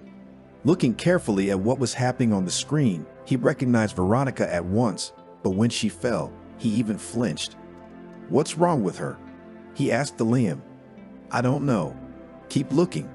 The traffic resumed, and a young man got out of one car, lifted Veronica in his arms and carried her into the cabin, then took the suitcase, put it in the trunk, and put Tom in the back seat. He slammed the door shut and drove away. Jacob sat there, unable to say a word. Where was he taking her? Hospital, I think. There are 2 clinics along that road. You'll have no trouble finding out if she's there or not. Here's the license plate number of the rescuer. That's John. They own a company called Comtech, and this is his address. Look for your fugitive if she wants to come back to you. She's my wife, and she should live where her husband lives. I agree, only she doesn't think so because she hasn't come back yet. Maybe she's in the hospital, unconscious, but she's got her papers on her. I think so, and the baby would have been returned to you. The police would have found you, I'm sure of it. Jacob was sad, but he didn't forget to say thank you. I'd owe you one. You want me to pay you back with money? No, I don't need money. If there's a problem, I'll come to you. It's a deal. He found the clinic where Veronica spent a week. They called the doctor Jack. "Hello," Jacob said, smiling sweetly. He obviously wanted the doctor to like him. Jack knew immediately who was in front of him. "What can I do for you?" "You had Veronica here a while back. I know who you're talking about. Who are you? And what are you interested in?"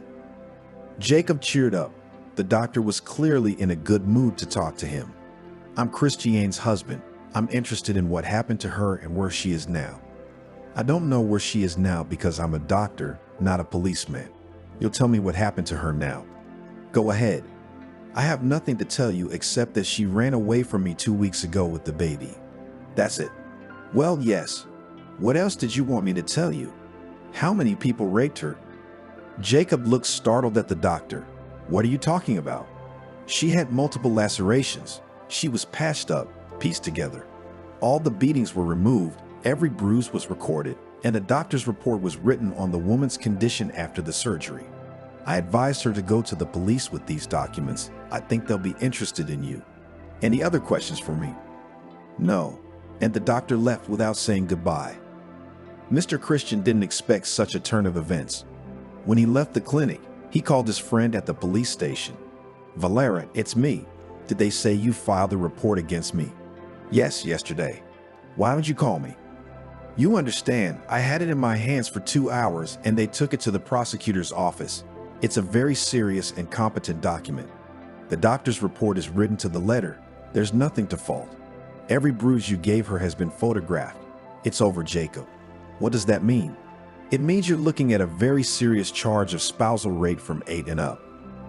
"Do you have anyone in the DA's office?" "No, but even if I did, I wouldn't be asking for that kind of a charge. I suggest you make a deal with your wife. Kneel on your feet, apologize, and if she takes the complaint, you're lucky." He hung up without saying goodbye. Clearly, Veronica's got John's help. He can't forgive me for trying to ruin him.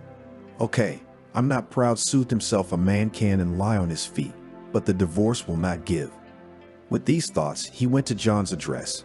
Having called, he waited for the guard to open the gate, but the gate didn't open, only a small intercom window. "Who do you want?" "I'm looking for Veronica and my son Tom. We don't have those. This is John's house and he hasn't had visitors in years." My nerves were on edge. "Open up, you thug," Jacob shouted, pounding his fist on the massive gate. But the guard didn't even bat an eye, just slammed the window shut. Veronica and Tom were gone. John had moved them into his one-room city apartment, which had been empty since he moved out of town. That's what the lawyer said. "It's wrong for you to hide it in your house. You could get in trouble. Move it to your apartment, and if they ask, say they're renting it. I'd even draw up a contract and put a price on it. You don't have to take the money, but it's the right thing to do." John did what Liam said. Jacob didn't want to leave John's house, where he thought his wife and baby were hidden. He waited until evening, but there was only one owner at the house. No one had come out of the house. Could they really not be here? Then where? Where should I go to look for them? I absolutely have to talk to Veronica. I'm sure I can convince her to take the application, Jacob thought as he drove up to the house. He'd been out of the office all day again, ignoring calls from work again. All his thoughts on his wife and child. All week he'd been driving to John's house, but all to no avail. If I don't find him by Monday, I'll hire a private investigator. He had more experience and more time. Jacob partly understood his wife. He heard her. He'd raised his hand to her on more than one occasion. Veronica decided to get revenge, punish him for all his tears. She was trying to numb the pain that was tearing her up inside. He could certainly ask for forgiveness, even give himself and her his word, but he wasn't sure if he could change his behavior. This is the way he's used to living. This is how his father lived. This is how the neighbors lived. He did not say it was right, but seeing it from childhood, he could not change himself. After the birth, his wife blossomed. She became seductive. All the men who came to visit him looked at her, but she got her way. He was driving along the central street of the city and thought about how to fix the situation. Standing under a traffic light, he looked around and saw his Veronica, his son in the company of John. How to get out of the car, he didn't know. There was a huge tail behind him and everyone was honking. He rounded the corner and jumped out of the car. He tried not to lose sight of them.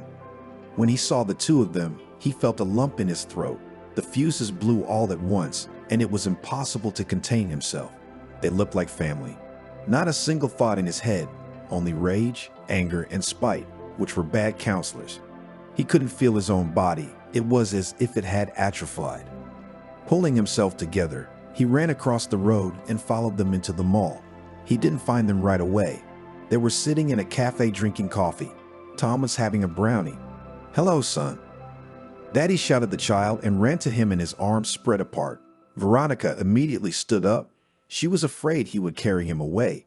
But Jacob wasn't going to make her angry. On the contrary, he wanted to show with all his behavior that he wouldn't do anything bad. "Hello, Veronica. I've been looking for you. I missed you so much. We need to talk. I'm not going anywhere with you." "All right, let's sit here at the table and talk." John didn't interfere as long as Jacob was behaving appropriately. He knew they had to talk anyway. "Veronica, you two talk here, and Tom and I will go to the game room." "Okay, just not for long." During those 2 weeks, her husband had become a complete stranger to her. She didn't even want to look at him. "How are you feeling?" Jacob asked with concern. "You make it sound like you're mocking me." "Veronica, I'm sorry. I was out of line, but to be honest, I don't remember much from that night." "That doesn't excuse you, and I'm not going to forgive you. I almost died after your games. I can't see you." Jacob could barely contain himself. He'd never let anyone talk to him like that. Men were afraid of him. Girls looked up to him with adoration, and his wife couldn't find the words. "I filed for divorce. This time it's serious, and I'm not backing down." "How are you going to live? Is this the one you're hoping for?" And he nodded at John.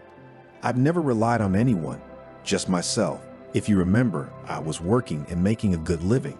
I'll go back to the fashion house, and Tom will go to daycare like all the other kids. We'll manage." "You shouldn't do that, Veronica. I love you." "That's a strange kind of love you got there, Jacob. You beat me, you raped me. You don't let me out of the house. You don't let me talk to my girlfriends. You don't let me work. You don't confuse the two. Is that what you call love?" "Love is different. No one said it would be easy to live with me. It's easy to love when things are good. You try to keep your feelings alive when things are a mess. Forgiveness is hard, but if you want to keep your family together." She didn't let him finish. "I don't want to, not at all. When I think of your fists, my whole body hurts. I've heard a lot that the key to family happiness is to accept a man as he is, not trying to subjugate him to suit your whims. That's hard, but you've never been able to do it, and more importantly, you've never wanted to. So let's end this conversation. You're gonna work this out with my lawyer." "Do you want money for a lawyer?" "No, I can handle it on my own." That John promised to help. "John saved me from dying. No one stopped for a car. He came out and helped me. So you should be thanking him, not bankrupting his firm." "What did you complain about?" "No, I was just comparing the facts." "Well, if you've made up your mind and I can't seem to talk you into it, then I have a condition. I'll give you a divorce and agree to everything your lawyer tells me if you drop the police report. And if I don't, then this divorce case will drag on for years." "It won't drag on for years. You'll go to jail, and I'll divorce you without your consent. Understand?" She was about to get up to leave when he tugged her arm roughly, pulling her back into the chair. "You will do as I tell you. I can't believe you're gonna let a kid have a black spot on his record. I mean, any decent organization is gonna have to show the father and mother. You don't care how your son is viewed. I don't think he'll thank you for it." Veronica thought for a moment. "I'll go to the child and think about your proposal in peace. How do I get in touch with you?" "Your lawyer will contact you. Goodbye." "Goodbye, Veronica. I'm not so easy to get rid of." "Oh, I don't need to be reminded of that." And she ran to the second floor to find Tom and John. "Where's Daddy?" the child asked when he saw only Mommy. "He went to work." "When are we going home?" Veronica looked at John for support, but he preferred not to interfere in family matters. "You'll have to decide that for yourselves," John replied to her pleading look. "Do you miss Daddy?" "Yes." Veronica didn't know what the right thing to do was, so she called Liam. "I wanted to consult with you. Don't do it over the phone. I'll come over." "Okay." After her meeting with Jacob, Veronica began to have thoughts. She kept coming back to the life she led with her almost ex-husband, and the more she thought about it, the more panic overwhelmed her. What would her son say to her when he grew up? Why did you deprive me of my father? What will she say to him? Tell them how he beat her or worse, raped her. She would start pacing the apartment, rubbing her temples with trembling hands. The child misses her father. Does she have the right to put him away for a long time, a very long time, and Tom? Will he ask her again when they go home to Daddy? Everything had been so easy before this meeting, and after talking to Jacob, there were more questions. Her insides twisted at the thought of Jacob's satisfied face and the smug look he'd thrown at his rebellious wife. But she could handle it because she wasn't alone. The main thing was that she'd had the strength to leave, or she'd have lost herself. Anything can happen in life. You can lose everything in a moment, but losing yourself is the worst. Anyone who knows me will tell you that I'm stuffed up. I don't see my happiness, a spoiled girl to her rich husband, but how scary it is to have everything and not feel happy. She was ready to give the appearance of this happiness for a small apartment, the opportunity to work and be near her son, or maybe to hell with those thoughts. She tried to push them away, tired of them. Glancing at her watch, Veronica waited for the lawyer. The doorbell rang only 2 hours later. Sorry, Veronica, I'm late. Traffic was terrible. Well, thank you for coming. I've been waiting for you. Now I can't take a step without your advice. Calm down and tell me. He realized from her frightened eyes that Jacob had found her and was probably intimidating her. How did he find you? How did you know? I guess from your condition. I don't know. We were with Tom and John at the mall and he came up. He was trying to be very nice and peaceful, but I saw something in his eyes that others didn't. He was staring at me from the corner of his eye, like a beast. Anger, hatred, rage, those feelings that sizzle him. He said to take the statement from the police and then he'd agree to all our terms, and if I didn't, he'd make the divorce last for years. He's bluffing. If you don't take the statement, he'll get time served and you'll divorce him quietly. That's what I told him, but he frightened me that it would be a black mark on Tom's record. His father's an ex-con, and he might not get a good job. And then Tom threw himself into his arms, and now he's asking me when we're going home to Dad. So I'm confused. What do I do, Liam? Whatever we decide to do is what we do. Don't take anything. You burn your bridges. You don't want to go back. You of all people know this man. If you show him you have any doubts or worse, fear, he'll never let you live. That's not what I'm worried about. In court, there may be a question of how you're going to provide for the child. You don't have a job. You don't have a place to live. Those are all arguments against you. So only the father can bring him up. He's got great facilities, money. It turns out he's an eligible groom, mansion, business, good looks. It's all in his favor. The court can give him a reprieve. What am I supposed to do? Get a job right away. Put Tom in daycare. The apartment will be rented for now, but it's available. Otherwise, there will be problems. If the kindergarten is a problem, I'll help you. Okay, I'll call work tomorrow. I think it won't be a problem. He was tired today. He had one more difficult case to finish, but it was a lot of sweat. That's why Liam felt like he'd been drained. You're tired, Liam. Why don't I buy you some borscht? Tom praised me today. Did he? Well, then I'm in. The lawyer left an hour later, leaving Veronica to ponder. In the morning, she called the fashion house, but unfortunately, they were short-staffed and turned her down. It was a blow. She couldn't believe that there was no room for her where she had worked for several years. It was morning on the clock, and she no longer had any energy. It was as if she was being forced to unload rail cars. The fact that she wasn't being hired ruined her already bad mood. She called the model home again. It's me again. I'm sorry to interrupt you from work. Maybe you know who meets clothes demonstrators. Veronica, I really don't. You're a good worker. I'm sorry to turn you down, but I can't just fire someone for your past performance. You took a long time to get ready. I'm sorry, and she hung up. Veronica cried, and covering her eyes with her palms, collapsed on the couch. She felt cornered. Nothing was working out for her. It was painful, hurtful, and she thought, unfair. And what are you so snotty about? The inner voice said. Is this a time to feel sorry for yourself? You're a fashion designer. Hold yourself together. Get your laptop and look. She jumped up. Tom was standing beside her and he was sniffling too. "Mommy, why are you crying so loud? Are you scared?" "I'm sorry, sweetie. I just remembered something sad." She wiped her tears, titting her hair as if someone could see her, and opened her laptop. Despite her hysterics, despite her resentment that she couldn't do anything, after sitting at the laptop for 2 hours, she found a job opening at a sewing factory and called immediately. "Yes, we need a fashion designer. Do you have any experience?" Veronica had nothing to say. "I graduated from college as a fashion designer. I have my own work experience." "How many years ago?" "Maybe I'd better come." "I see. No experience. You graduated from college about 10 years ago." She didn't specify how long, because the woman was right. She's got nothing. No career, no family. "Young lady, are you still here?" The woman on the other end of the line asked. "Yes. Come by tomorrow at 9 o'clock. Bring your work. See you tomorrow." She didn't hope for anything. Even on a penny like that, the administration wanted someone with experience. In the morning, having collected Tom, at 9 o'clock sharp, they stood at the gatehouse. A pass was issued in Veronica's name and she entered the factory. The woman with whom she had spoken yesterday turned out to be a petite brunette, very pleasant looking. "Who's that mommy's ponytail?" she said to the child. "I'm not a ponytail, I'm Tom." "Will you go to work with him too?" the woman asked sternly. No. The kindergarten is quarantined for the time being, but soon it will be open for children." "Well, let's see your work, and you want to talk to the head of the experimental shop. It's our main department. It is there that new models of future clothes are developed.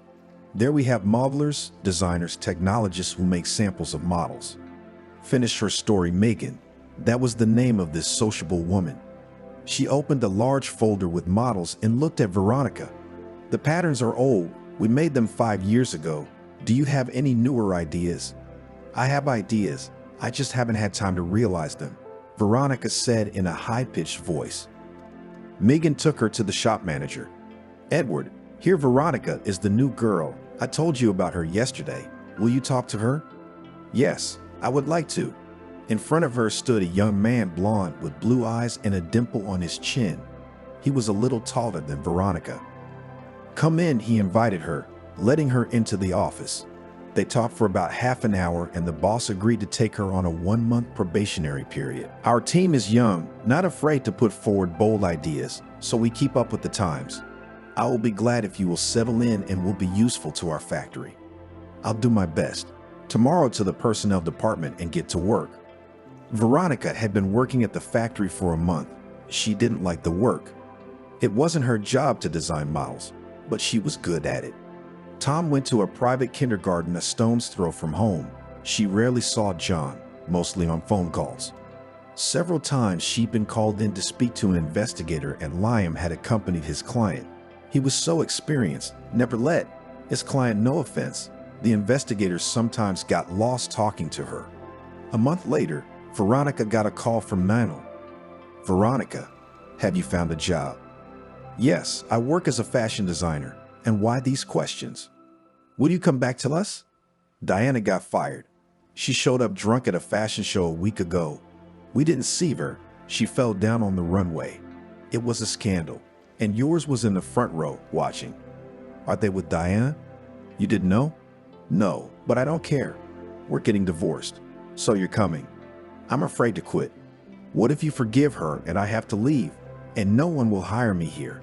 "No, don't worry. The director won't take her back. She's not a bad girl, but she's got no brakes. We're expecting you tomorrow." The feeling was twofold. On the one hand, she was glad that she was going to do what she liked, but on the other hand, she was uncomfortable in front of Edward because she had just started working and Jacob would be after her again. But Veronica wanted to go back to her old job. She felt she belonged here and her earnings allowed her to live without counting pennies. "Well, we have no right to keep you. I can only wish you all the best," said the foreman, and they said goodbye. In the morning, Veronica was in a great mood. Now everything will get better, thought the woman. They were in a hurry with their son to work, he to kindergarten and she to the fashion house. Sitting in the bus and watching what was happening outside the window, she smiled. She was distracted from her pleasant thoughts by a phone call. It was John. Good morning. Hi, I'm on my way to work at the fashion house. Can you believe it? Diane got fired for misconduct. She heard John laughing. Why are you laughing? That's what you get fired for. She came to work drunk, Veronica said in a whisper. Did you think carefully before you agreed? You mean Jacob? That's right. I thought about it. What am I supposed to do now? Hide? Go to a job I don't like? Is that what you're suggesting? I'm suggesting that you think carefully before you do anything. You're responsible for the baby, and he hung up. John shouted Veronica, apparently so loudly that the passengers looked back at her. She got there quickly. With a sinking heart, Veronica opened the familiar door and walked into the lobby, where she was enveloped by such a familiar smell. The guards greeted her and smiled, so they hadn't forgotten. The girls hugged her and tried to touch her. Veronica looks away embarrassed, clutching her bag. She's in her element. As she approached the principal's office, she bumped into Diana. She was in tears and looked at Veronica like an enemy of the people. You waited? If I hadn't snapped, you wouldn't be here. Quiet, quiet, but you're a mean one. Jacob raised you right. You put a man like that in jail. She sniffled and walked away. What did she just say? The kind of man Jacob put away, the kind of man he took into custody. And she dialed a lawyer. Liam, what about Jacob? What about him? He's in lockup where he belongs. If you're going to withdraw your statement, you can find another lawyer right away. I don't work with kamikazes. No, I just found that out by accident. That's why I called you to check. I'm working at the fashion house again as of today. I was afraid Jacob would come after me. Don't worry, you can work in peace. Even though he knew someone in the prosecutor's office, they couldn't help him. But your Jacob tried very hard. He's not mine, and he'll never be mine again. I like your attitude. After talking to the lawyer, I was in a life is good and living is good mood. There was peace inside. Now she could live her life without looking back. Great. Her life began to change the minute she was free of Jacob. This was the relief she had dreamed of all 6 years. Jacob was no longer her problem. Finally, she walked into the principal's office. Nothing had changed here, except that Elizabeth had gotten a little chin over the years, but she was still dressed smartly and tastefully. Veronica walked forward a little, eyeing Elizabeth. Her pink lips stretched into a smile, clearly pleased to see Veronica here again. Are you happy? She started the first conversation. You're in great shape, as always, she said, looking her over from head to toe. Yes, I'm happy to be back at home. Shall we sign the contract? Are you ready? I'm ready. She went to a few more interviews, had to see Jacob. But with a lawyer by her side, she felt very confident. At the trial, Mr. Christian behaved abominably. He kept trying to accuse Veronica of cheating on him. She's even living in his apartment now, even though she's still my wife. Your honored counselor, she rents this apartment. Here's the lease, here are the receipts. But this is John's apartment. But she has the right to rent any apartment, especially since this one is cheaper.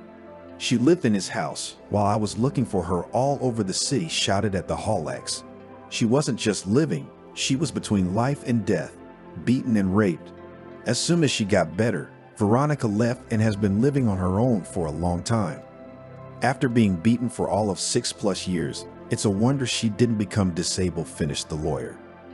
Jacob and Christian had 2 attorneys and they earned their bread honestly. The trial was postponed 3 times at the request of the accused, and they even managed to reduce the sentence by 3 years. The sentence was read for about an hour, and Mr. Christian received 9 years in a strict regime colony. She breathed the air of freedom, and her heart missed John. But that's another story.